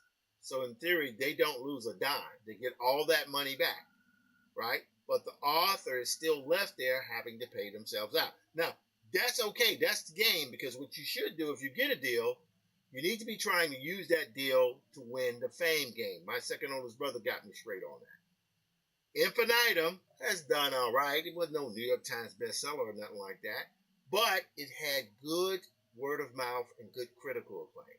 And it established me as a primary operator in the Afrofuturist space, right? After years of being obscure, and all of a sudden, I'm one of the major players. Because the book I did, right, it's not that it was, better artwork than anyone else's, it's that it was the first of its kind in the mainstream press. Let me emphasize, it was the first of its kind in the mainstream press. It was an epic Afrofuturist story told, right? Epic meaning it was big, it was a large number of pages, and it was published by a major, HarperCollins. That's what makes my book unique, and it was an original storyline. The first, as I consider the first Afrofuturist graphic novel ever published, was Kindred by John Jennings, Damian Duffy, and Stacy. I think Stacy worked on that. I colored like 32 pages, slow as hell, right? Or flat at 32 pages, terrible.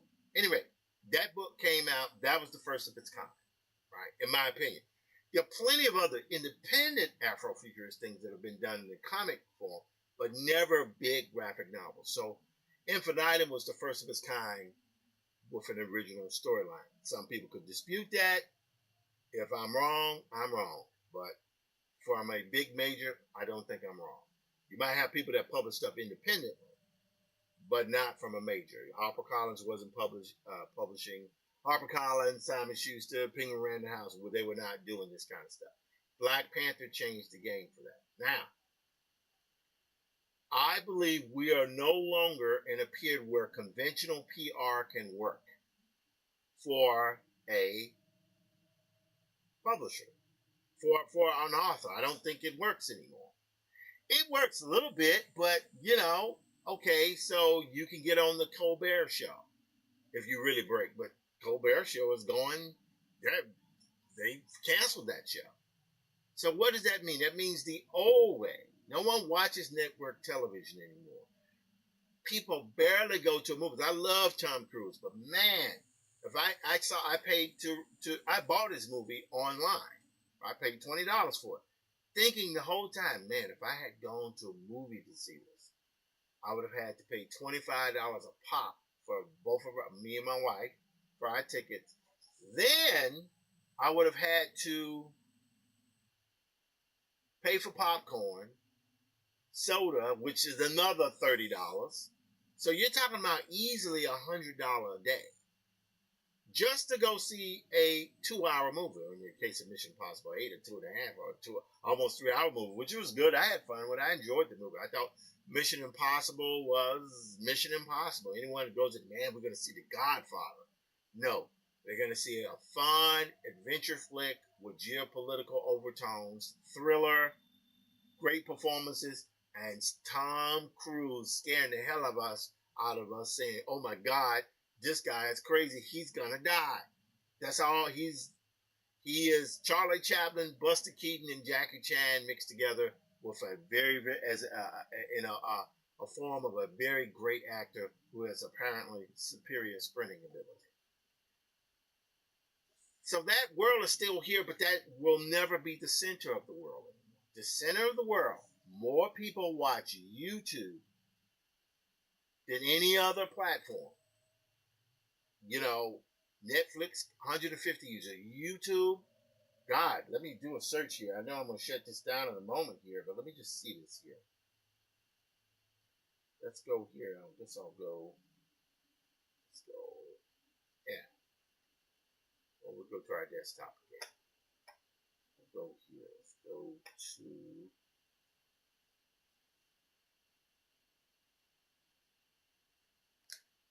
How many active YouTube channels are there?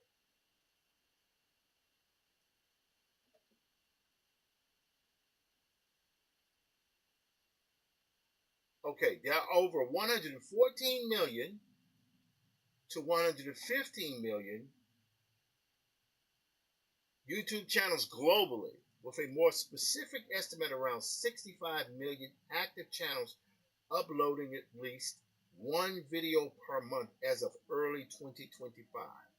This is video, right?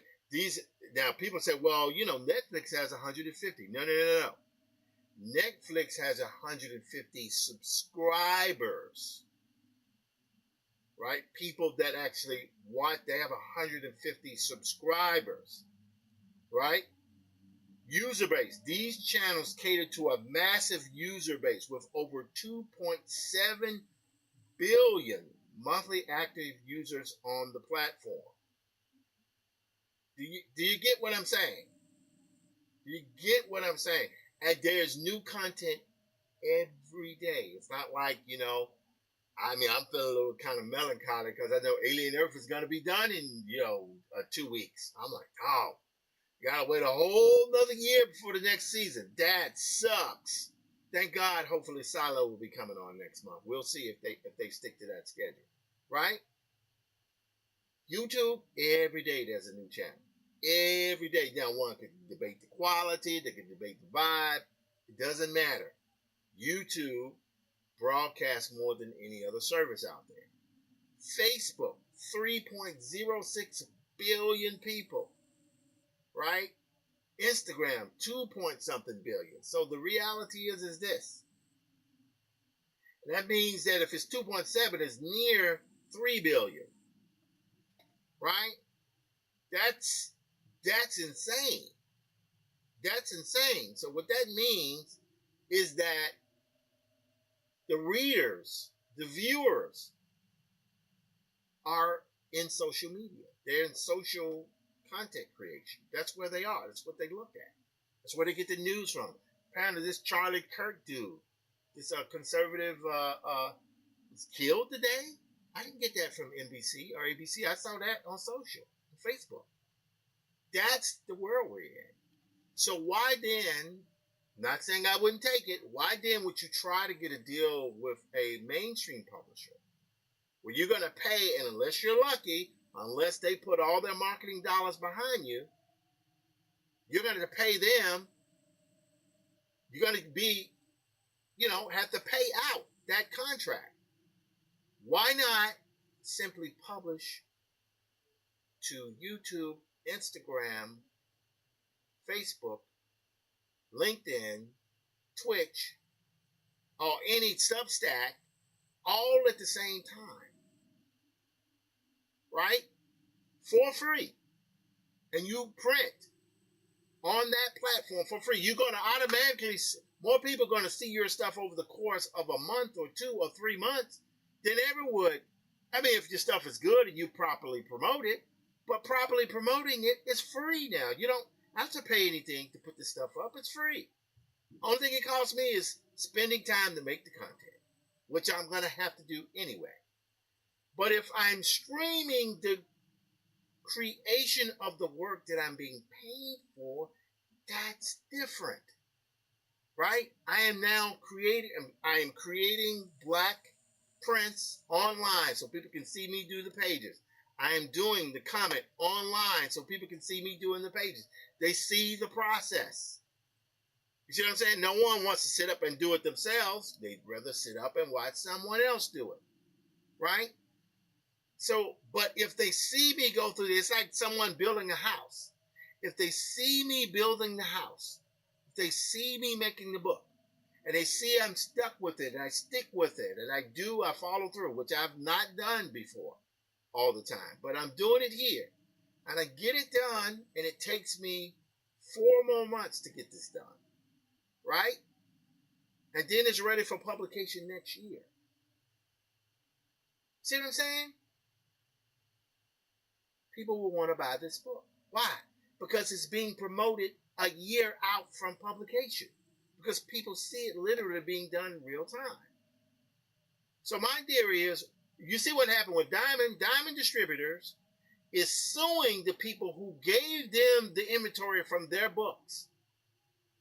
Right? and they went into bankruptcy. So now Diamond, I mean, these people are trying to get their books back because they're their books, but Diamond is now suing the people trying to get their books back. They took the books and now suing them back. Why are they doing it? Well, money. Diamond is in a bad way, and if they lose that inventory, they're going to completely go under, and the people that own that company are probably going to be broke and destitute, right? So that's what I'm saying. Print online, print on social. Why print webtoons when you got to convince that 150 million users to pay attention to your book? And if it goes over, you're indebted to webtoons. Which you can do. That's not. I put Maddie's Rocket on webtoons for a point, but why not instead go to Facebook, print to Facebook, print to Instagram? There's some very, very successful comics out there. Finish it, collect it, print it yourself, or find a publisher who's willing to do it. But because you did the work, you can situate favorable deals. I don't know how viable that will remain, but right now it's like I can reach people doing this. Am I reaching large numbers? Probably not, but I'm only 3 months, 2.5 months in there. You know, let's check back in 6 months. Let's check back in a year. You know what I'm saying? I'm not going to finish Black Prince till, I want to be done by the end of the summer next year. That's where we are. I'm still able to, make somewhat of a living. You know what I mean? But that's what this is. That's the world we live in. Everybody, any occupation, to a certain extent, is a media company. And that's what we have to begin to be honest with ourselves about. It's not fair as physics. It is not fair. It's physics. But for a person like me who had difficulty, frankly, making it in the old world, I was there, but I wasn't nobody. I was not the favorite. I wasn't that, and that's okay. That's okay. Some of that was put upon me. The other parts were kind of self-inflicted, frankly. That world is gone now. That world is gone. That world is gone. Let's say you have an IP, a very, very popular IP. Who's going to pay you millions of dollars to make that IP? That's the reality. Who's going to pay you millions of dollars to make that IP? Right? Now, you have the technical power to make that IP yourself, completely in-house. And if you bring in finished product, already finished, then the companies that you go to have to at least negotiate with a more balanced element of leverage. You can negotiate, or you can skip all that, just go straight to YouTube and just AdSense. You can do that. That's how Issa Rae made it, right? She did it. She got an HBO, right? That's how several people have done it. But is that even the best way to do it anymore? I don't know. But I do know nobody's keeping me from broadcasting. No one is keeping me from broadcasting. No one is keeping me from telling my stories my way. No one can keep me from saying, this High John Conqueror thing, I think it worked. I wonder what would happen if I just told the story and kept telling it. I would say this one thing. There's a strip here. And this is one of the things that also made me super massive black hole A webcomic. I don't even know if this guy is going anymore. Here it is. This guy, Ben Chamberlain, has been doing this book. Geez, I don't even know how long he's been doing it. He's been doing it for years. And what is this? This is, I don't even know when this was. September 9th, 2025. This guy has been cranking forever. Previous page. He's been doing this comic for years, one panel at a time. One panel at a time. I remember when he started way back. Let's go to the first episode here.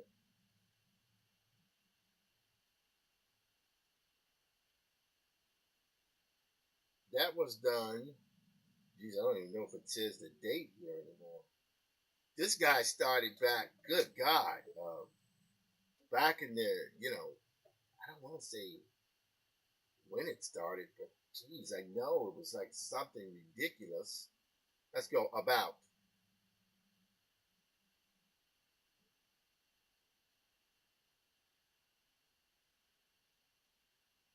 Let's see here. He's talking about what, I don't even know when he started this thing here.